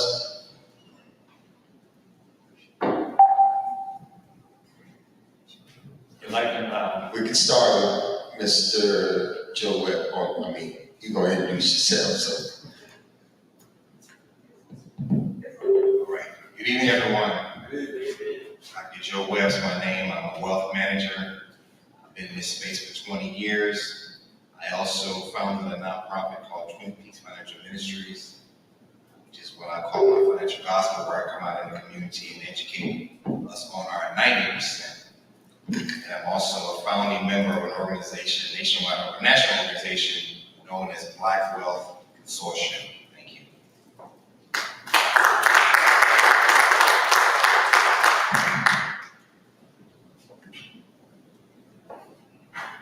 Good evening, everyone. My name is Brian C. Johnson, aka the bald guy with the bow tie. I am here as the former vice mayor of the great city of West Park. And even when I was an elected official, I would always remind people that in total I was an elected official for 6 years and 9 months, but I've been a black man for 48 years and 6 months. And so even in politics, I carried a sensibility to ensuring that that part of our community also conspired to uplift our people. And so as we have this discussion today about how do we use better black men to become better black fathers who also become better black participants in our community, I'll do so from a political perspective, because there's a lot of things that politics can do to help, and there's a lot of things that politics need to hurt. And I'll try to offer some of that.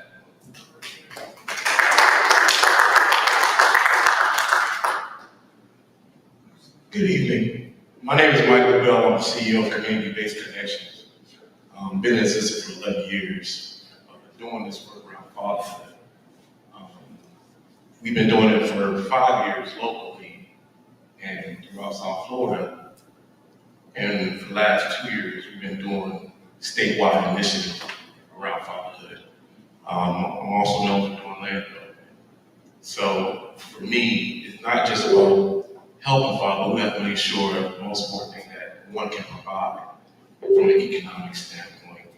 And so today I look to provide some perspective of what we have done that has been successful around fatherhood and what we look forward to do from a large body standpoint.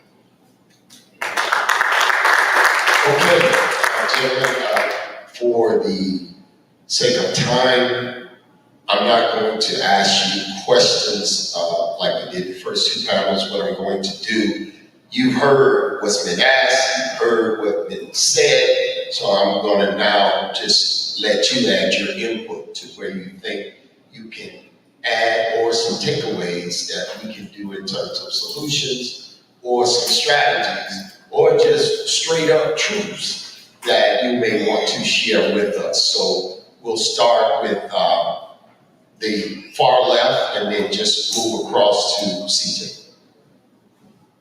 All right. A lot of great things have been said this evening, and we actually go back in our history, understanding what took place systemically when it comes to racism and all that. So those things are true. As we talked about, as was mentioned, Reconstruction that took place right after the Emancipation Proclamation, where we did come together and our dollars did circulate. There were several Black Wall Streets. We're going to focus on Tulsa, Oklahoma, but there were over 60 of them throughout the United States during that time. And between everything from what took place systemically, as we focus on the larger one, which is Tulsa, I also didn't mention, I served as the National Economic Development Council member for Black Wall Street USA, so very active with that movement. And I actually spent time at the event as it was recognized last year in May. And one of the things that we talk about that, I don't know if it was mentioned as far as the lack of a dollar circulation, but that's systemic. When it comes to the lack of businesses that are in our communities, that's systemic. We don't understand what it takes to get a business structure within our community. So when we see the uplifting of our communities take place, it's usually done by other ethnicities that understand the system. Those things are systemic. Those things are systemic. The fact that we have food deserts in our communities, where we've gone from the big box stores to the 7-Elevens, that's systemic. The focus there are lotto tickets. The focus there are liquor, cigarettes, and fried chicken. Talk to me, somebody. Those are the things. So those things are systemic. But I want to touch on something. There was a question that was asked when it comes to why are we divided? Is it divisiveness that take place in our communities? Now, some of that is systemic. When it comes to our history, where we are, I mentioned the Emancipation Proclamation. I mentioned Reconstruction. I mentioned how when the division that took place, but one of the things that took place in Tulsa was that dollar circulation. Sure you may know the fact that the dollar circulates in the Asian community for 28 days. It circulates in the Jewish community for 19 days. Circulates in our white counterparts community for 17 days. Even circulates in the Hispanic community for 7 days. But the dollar in our community lasts a whole 6 hours. And it's actually less than that today when you look at all the check cashing stores that are in our communities. Now, I mentioned the fact that there's a lack of business capital, a lack of businesses that take place that we own in our communities. That's one piece of that. But the other challenge that we must overcome is if the businesses were there, would we support them? I want you to grab that. We support them. If we own businesses in our own communities, would we support them? So right now, we're driving in other communities where their dollar circulates. I just mentioned that, right? And we're giving them our dollar, which never makes it back to our community. So there has to be a shift when it comes to those things, right? And when it comes to the idea of loving each other on purpose, I can look at each and every one of you and tell you that I love each and every one of you. You know why I can say that? I'm going to give you, it goes deeper, I'm going to keep it simple. The reason why I can say that is because he first loved me. I love you all. So we deal with those things as a dynamic and as a challenge, and that is one. We also, there's other stats. I know I'm going to stop here in a second. We have other stats that show as we deal with, we'll march and deal with others taking us out. I'm just going to say it like that. but we need to be marching on the deaths of us killing ourselves in our communities. We gotta focus on those things, bring love back amongst ourselves so that we can come to the big economic table. So all those things, as my brother said, I'm looking right at now, as Seth mentioned, it took to where there was some miseducation that took place, and then we took that into selfishness, and we didn't want to share when we got the information back with our brothers and sisters. That's the other part of that thing, right? So this is definitely a start. I'm glad that we're here today, and this is a start on us loving each other, handling our business, and doing things on purpose. Thank you very much.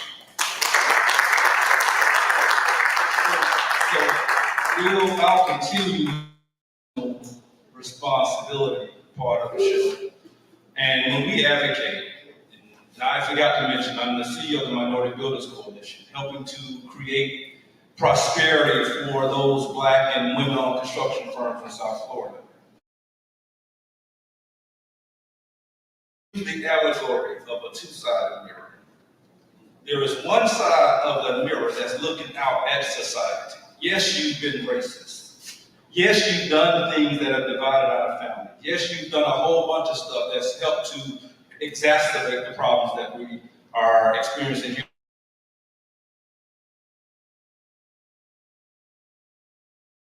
And asking us what more can we do.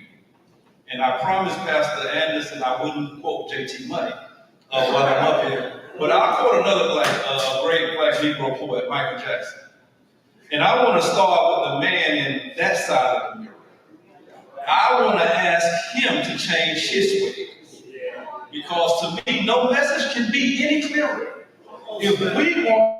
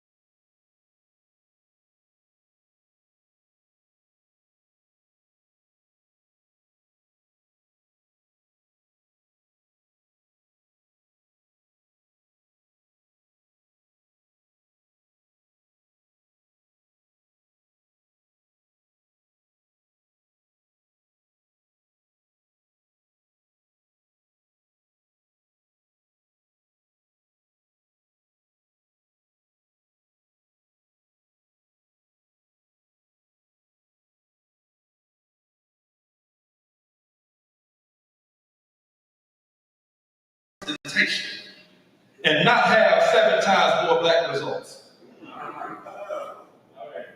Black people today are in a similar circumstance that we were in 1989. And the answer to the question, the key to that riddle, goes back to the question Pastor Sanders asked. There can never be any strength in numbers without first having the power of unity. And unless and until all of us churches, whether we are neighbors or Black elected officials, that by our own hands, we will save our community. We will continue to have the devil's problems persist in our communities, and it will always be our fault.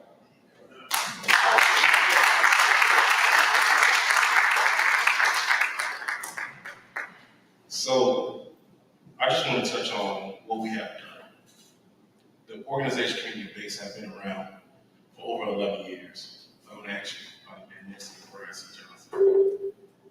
And over 11 years, we have spent over $4.5 million in strengthening families, which a significant portion of that went towards fatherhood. Our program called Awesome Dad, Awesome Men. It's the Adam Fatherhood Mentor. Men meet once a week. In Fort Lauderdale, we meet every Wednesday.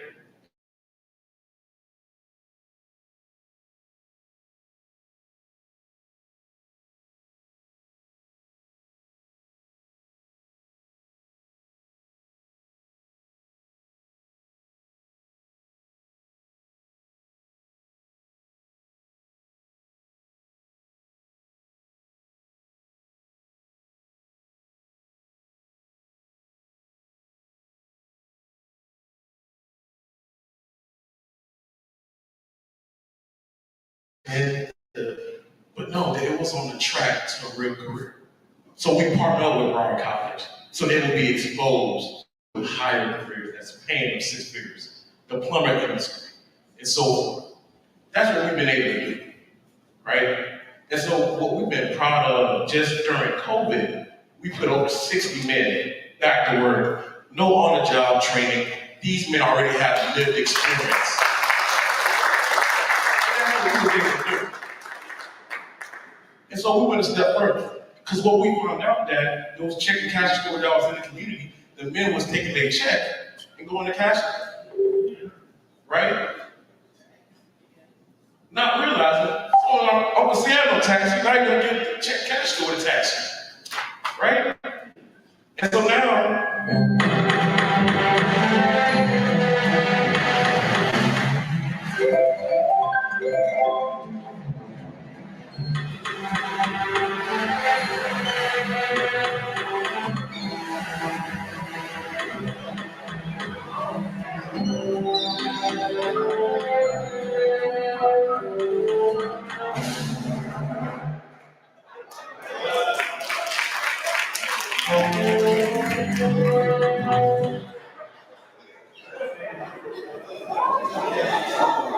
Well, y'all gonna woke everybody, right?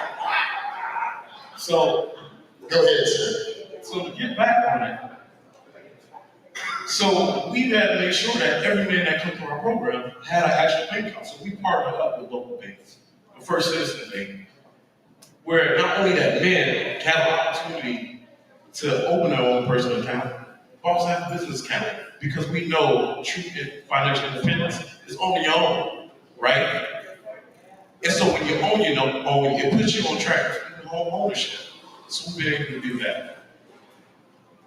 But to go back, I want to talk about this custody thing, what we've been able to do with men. Many men who comes out of incarceration, many men, everyday men, career men, who have challenges, right? Life challenges. We're going to talk about you married 40 years. Some people didn't make it 40 years. Some people are not making it 40 years, right? That's not what we want, but that's what's happening. But there's a kid involved.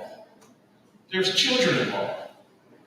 And so through our resources, we've been able to get attorneys involved that helps men get shared custody, if not sole custody of their child. Because it ain't just the dad. Sometimes the mama messed up. Right? And so with us doing this fatherhood mentoring that we do, we're doing intake sessions. We find out about there's mental health challenges. So we have therapists that work for us. So what I've learned is that we have to provide real service, real support. If he comes up short on his rent mortgage, we have a line item in our budget that allows me to give him rent. I spent over $100,000 last year in just rent support, utility support. So if you're gonna do this work authentically, and I'm speaking to the leaders of this, if you're gonna do this work authentically, we have to go out and fish the real people that need help. Because you're not gonna always find them in your church. That's not where it's gonna be. Because the people that come to my office every day right down the fish trunk, they just came off of drugs.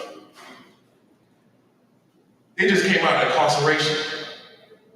And oftentimes, myself, Guy Anthony Willard, the owner of Westside Gazette, Bobby Henry, every Friday we will go on different corners and fish men out.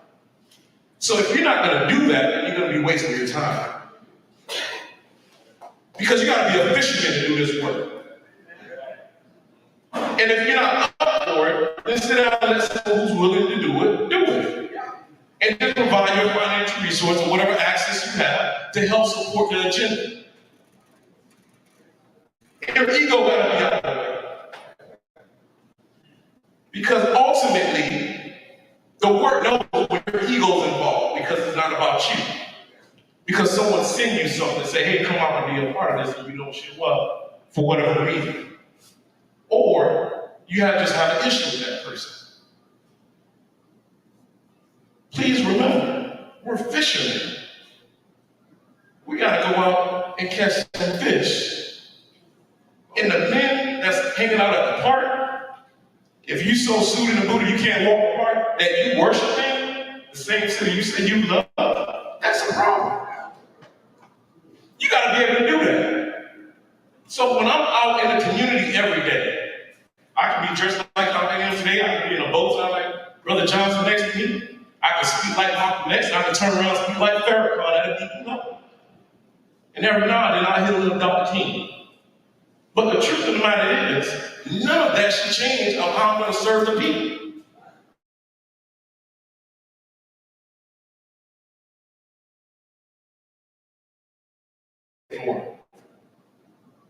In that moment, I told Secretary Harris, I said, hey, we have a bigger issue here. Because we've been helping, I have a kinship support that there's grandmas and grandpas raising a program, that organization that actually help keep family together. So if mom and aunts and uncles are raising other people's kids, we give you financial resources to help you. Because what they do for adoption, right? When adoption will come around, you see everybody celebrating. What about those who's raising other people's kids? They don't get celebrated. So what I took upon myself is go to offer some fun. We got another fight. Because we have fathers out here that's raising nieces and nephews and the neighbor next door son and feeding them. Because I still remember when my mother would feed other people at our table. And I used to be like, Mom, I'm hungry. But she had other people at our table because she said, son, it's not just about you. Right? So when we look at that work, I said to the Secretary of the state of Florida, I said, hey, listen, we got a big issue. Men are losing their kids to these child welfare systems. And so I was able to partner with other funders and pull in resources to do the work to keep families together and support men. But here you are. I was taking a meeting between myself and the secretary, there came out with the governor coming out with $70 million agenda for fathers. But you wouldn't know that came from a little black woke parents originally from Haiti. That idea that you see the governor stroking a pen on came from a little black boy like myself. So we need men. We need real men to fight policies. When you have business owners in your community who fight at the county for contract opportunities, show up and support them. Show up and support them because the very contract they get, they hire someone in our community. My wife owns a cleaning company that has hired over 80 people on 6 truck alone. So I share all this to say the fight not just in the church, but it's with the policies. It's out in the street. And I'm saying this again because when we get men, every year we get 30 men and we work with them strong. When we get men leave crying. We have pastors that have came to us in our weekly group session who have confessed to some things and they can't do it anywhere else. And then you wonder why men are dying at an early age or pastors are committing suicide because people don't have no place to go. So I want to invite you there. And I want to do it in partnership. And I'm willing to leverage my resources to help all of us to reach more.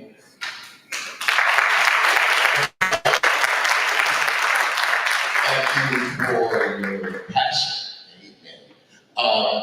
Go ahead on CJ, and then here's what I'm going to do. Because I don't know if that was the music came on just kind of like, but I am told we have to wrap it up. So what we're going to do is I want you, and then we'll go back to Mike, and we'll go to Brian and to Joe. I want you to say to us, and I'm taking this off of, I'm calling him Mike, but he introduced himself. I'm taking it off of your passion. And this is how we're going to close this. If you have one thing that you could say to us meaning Black Fathers Weekend and this conversation, what we're doing, and what our purpose is.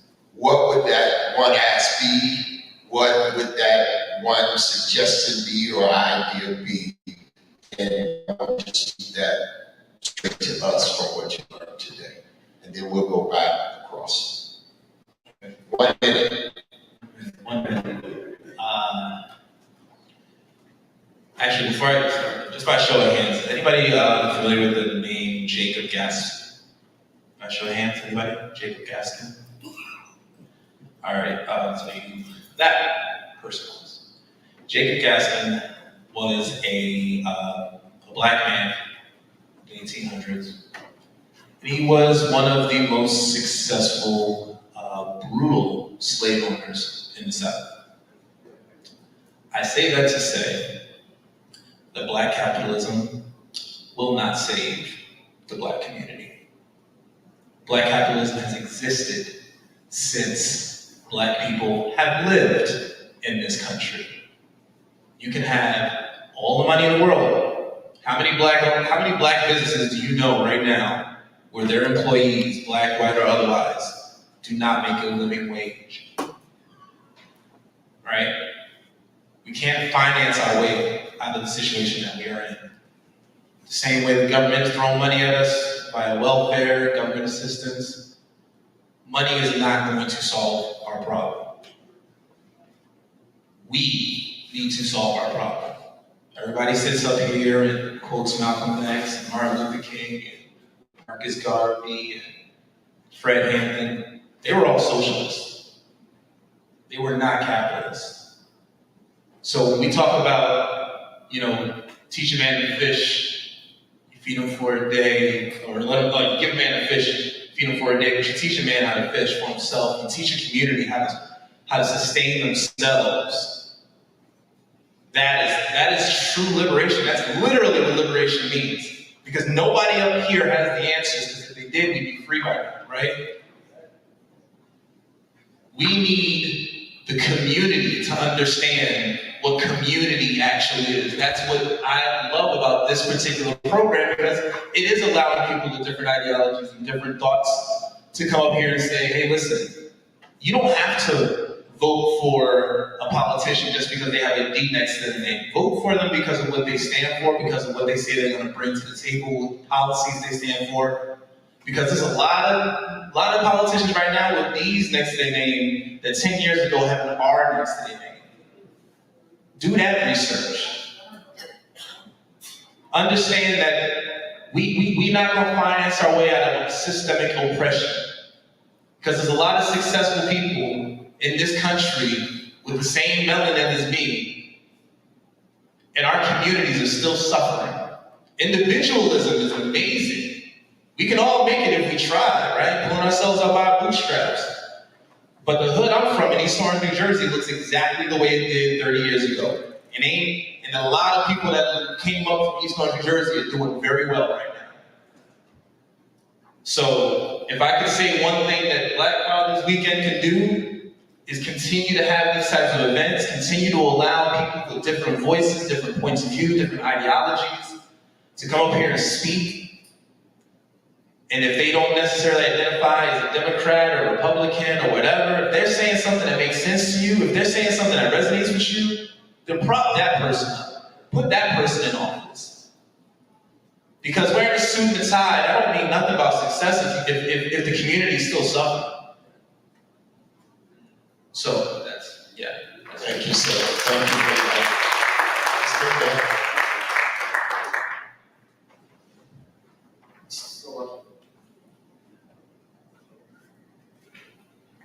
The mic nervous that you on.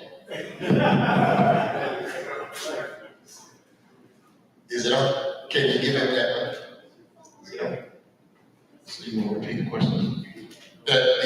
I want you to address us. You kind of already started it, so I want you to, if you could ask one thing, or if there's one thing you would suggest to us for Black Fathers Weekend that we should do, continue doing, or that would make us in terms of our purpose, get to success? So, I think that's a two-part answer, right? But I wanted to give one comment. I was long-winded the first time. The most important thing is partnership. I can't stress this enough. You can't do work around men if men among you don't truly respect you. You can't. People often ask, how are we able to pull so many men together? Because I think men see that the partnership that I bring to the table, we all men that folks respect. Because we're authentic about the work. And so, you have to think about this for a minute. Most of the men we have come across have been followers.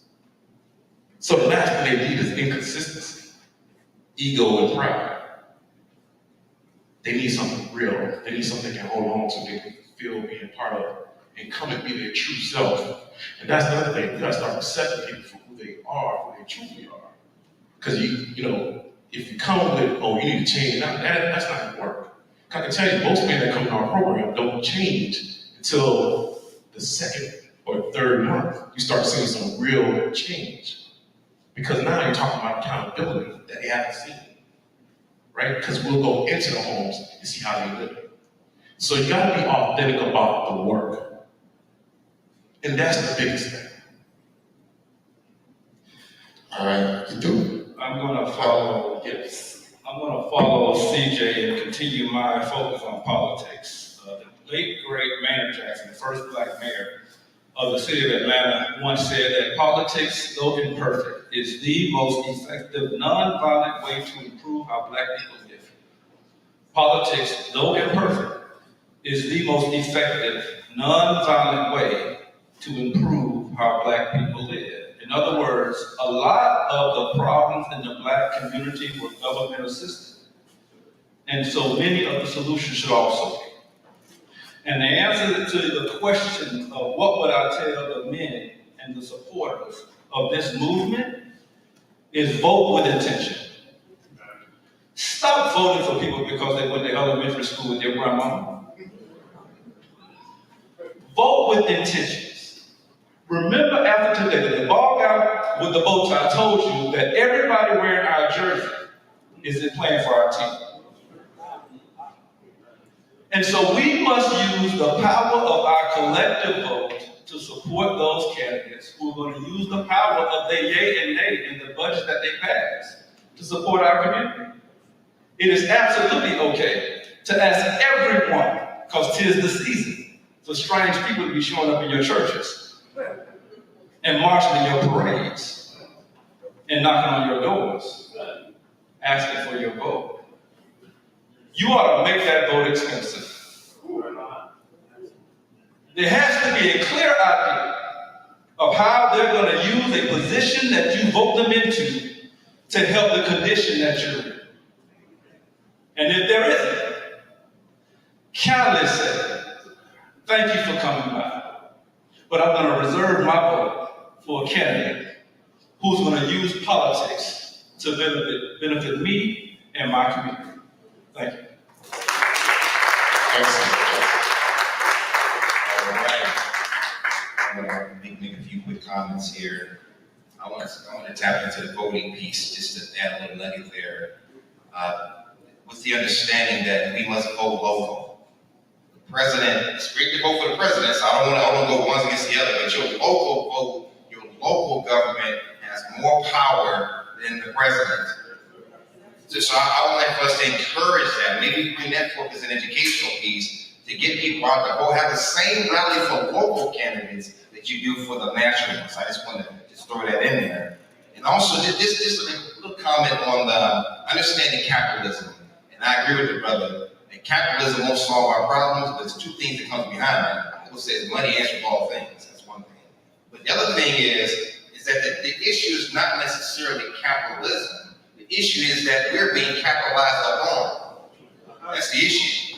We are the #1 consumer in the United States. We did it again last year, our brothers and sisters. So we're being capitalized upon. So understanding how that dynamic works will create that mindset shift and understanding that the opportunities are there and that the glass is half full. Two last things I wanted that I didn't get a chance to finish was understanding a little bit of history. The dollar circulation during Tulsa, Oklahoma's Black Wall Street was 3 to 13 months. I want you to grab that, 3 to 13 months, which is why that community was so wealthy, because they trusted and loved one another. That dollar continued to circulate. And one last thing, give you a homework assignment as we talk about should we go kumbaya or who we want to focus on as our great leader. I'm gonna tap into one. Because there's a lot of things we can read when it comes to all of them and how they may have had some socialistic things, but they came around, which is one of the reasons why they were assassinated. But I'm gonna give you this one with Martin Luther King. We know the kumbaya speech, the I Have a Dream speech. Who doesn't know that speech? Right? I'm gonna challenge you to listen to I've Been to the Mountaintop. That speech was given in Tennessee on April 3rd, 1964. And he was assassinated the next day. Thank you. All right. If you would just join me and give these panelists and all of our panelists I know it's been long, but it's been worth it, guys. Thank you so much. My time is up. I want to bring our leader, Dr. Eric H. Jones, come up. I think he's gonna close us out.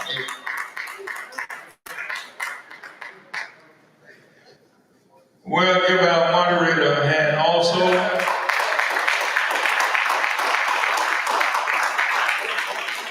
One thing I want to say, and I want you to understand, is that I heard one brother was speaking about churches and this unity and egos. We don't have that. We have been meeting for Tuesdays for quite a while just for this. This is for us to gain experience for establishing the movement. For myself, I can say it's not my first rodeo. I was a sergeant in the Army at the age of 19, Sergeant Marines. Not only that, but I have been a politician for 16 years. I was mayor for 16 years. I was also CEO for 15 years in North American Biologicals, Pharmaceuticals, moved from supervisor to also general manager and promoted to vice president. And I marched in the 60s, be 76 years old this month. So the whole thing is, I hear what everybody is saying, but I want to let you know this. I've heard just everything that's been said. It's been a lot of years. I've heard a lot of these things already. You have to be around. I remember when we were standing and holding back crowds and riots, and we had our rifles and our bayonets. And I'm saying to myself, I need to be on the other side, right? But I was sworn to the military. And so what it is now, I hear all of the different, and believe me, there's nothing wrong with the things that you're saying, but we're dealing with a panoramic. And a panoramic is the whole picture. And your group, I don't care how powerful your group is not sufficient enough to make a difference. It's going to take a panoramic. What you have is an inset. An inset is a part of the whole picture. Until all of these groups come together, and I heard one brother said that was on the end, he said that until we can work it together, and he meant, I said, see, and that's what we want to say to you. This is a movement. This is not a program. This is not a church. This is not coming together as a church. This is coming together as a concerned men that come to recognize that our fathers are efficiently out of Naim Akbar has a book entitled Chains and Images of Psychological Slavery. Now understand me, our problem is mental, and it's been supported by this system. The black man's will, hear me closely, the black man's will has been broken. The will was broken when we had to sit and watch our women raped and our children sold. And we could not do anything unless we were either killed or whipped. and it's settled in our minds, and psychologically, we haven't broken that chain. And the system has been supporting that. You can't, and listen, I'm not saying I'm not discrediting other organizations that have come. I've seen organizations since the 60s. I've heard a lot of what all of you have said. So the thing is that we need something new, and it's not your organization, not your organization, not your organization. No one organization is going to stop this madness. It's going to take whatever skill you have, whatever skill you have, whatever skill you have. Don't worry. Everybody don't have to do the same thing to make it work. But we need to bring everything we're doing into one picture.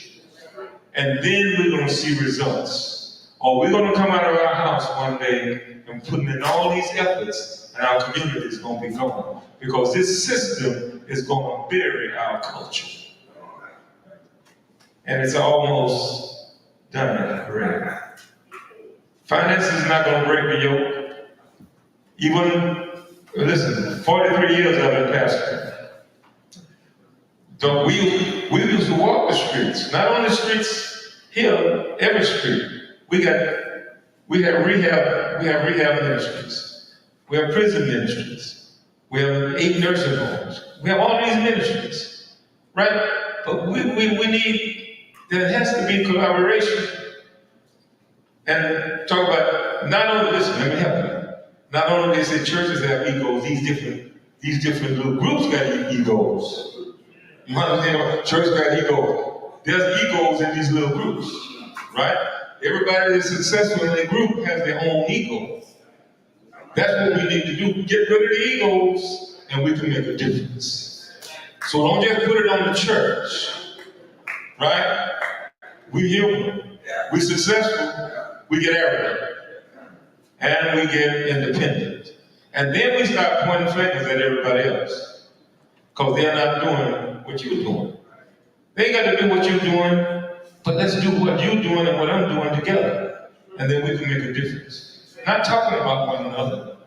Amen. Talking about one another ain't gonna get it done. That's what we've been doing all our life. You know what they call crabs in a barrel?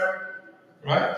Talking about each other ain't gonna get it done. What's gonna get it done is we recognize that I need you as well as you need me. It's fellowship. Fellowship is you knowing what I know, and I'm knowing what you know, and both of us knowing what we need to do to make it better. But then in the fellowship, it really don't work until we have relationship. And if we get generated in relationship, all that fellowship and knowing what's wrong is not going to actually get a thing done. And so to get anything done together in this move, it's not a program. It's not a program, and believe me, I had enough to do without looking for something else to do at 76 years old. I've done a whole lot in my lifetime, right? I've been in politics, so don't tell me about politics. What Brian? Brian was my vice mayor. Understand me? And boy, I was talking about like a dog, believe me. But understand me, I still love my computer, love my people, and never attack anybody back. Because I'm not going to make myself like those that try to make us less than who we are. Right? I'm not going to make myself like those that try to make us less than who we are. We're great people. And we have always been a great people. We just need to resurrect our greatness. And believe me, we're not disappointed in who we see. We had a meeting at Pastor Stanley up at Hopewell, which was our first just breaking, we were generating an embryo. Well, this is sort of like, I guess, preparing. And we needed the information from the generations to establish the movement. The individuals that come up with the individual programs, they're nice. Some of them that's here, they're different programs, wealth programs, Emmanuel, they've already become a part of the movement, not the program. And we invite those that are here to become a part of the movement. There's nothing we're asking you to do but come and share what you do so that what we do can make the whole thing work. Because you're not going to listen, I've been around a long time. You're not going to make it work by yourself. And you're not going to make it work by talking about everybody else. We got to come together. And when we come together, share our concerns. Nobody's wrong. Because we have all of our groups, because we have concerns. Nobody's wrong. Nobody's wrong. But don't try to make everybody that's not doing what you do wrong. Understand me? We all got the same concern.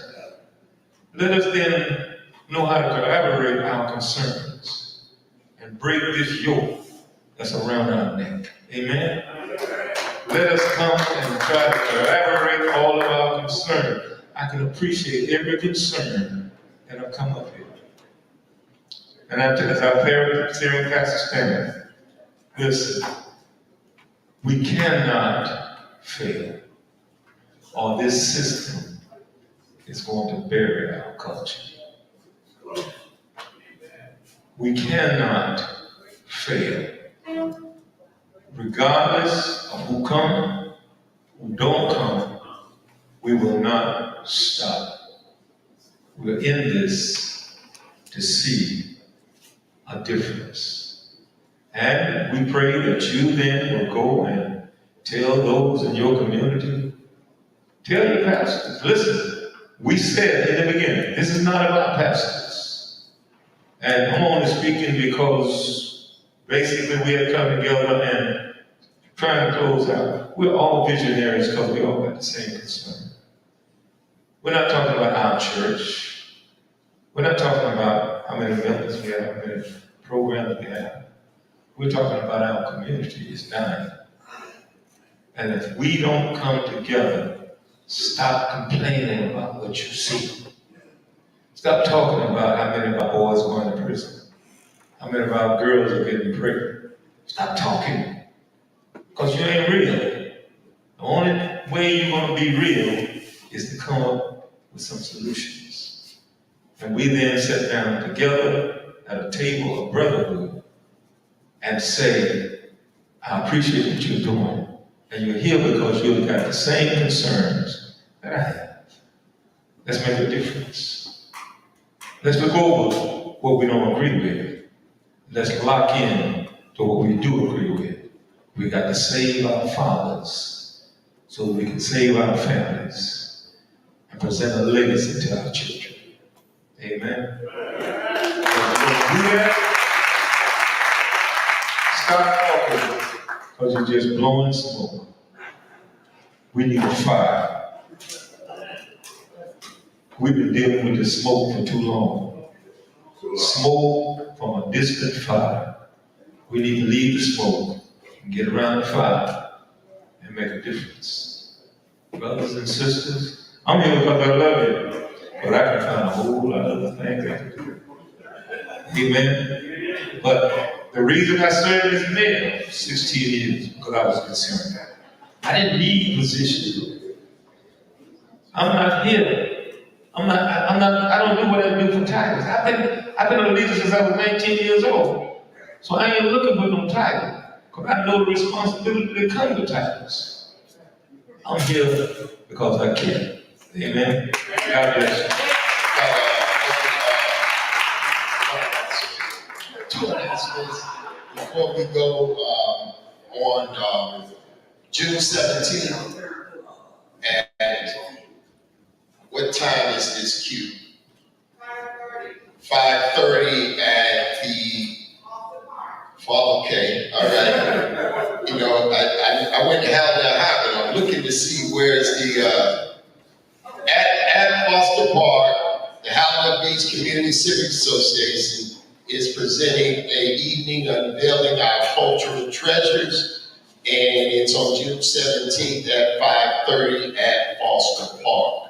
And I think the young brother, where's Emmanuel? He might have stepped out, but he's going to be doing the oral history So we have that. Last thing, and then we're out, is everybody's gonna get a copy of You Don't Know What You Believe Until It's Time to Believe It by Dr. Eric H. Jones. So we want to thank you for your participation, and we want to give you a copy. See, we got best-selling authors up here. So want to thank everybody for coming out. Pastor Anderson.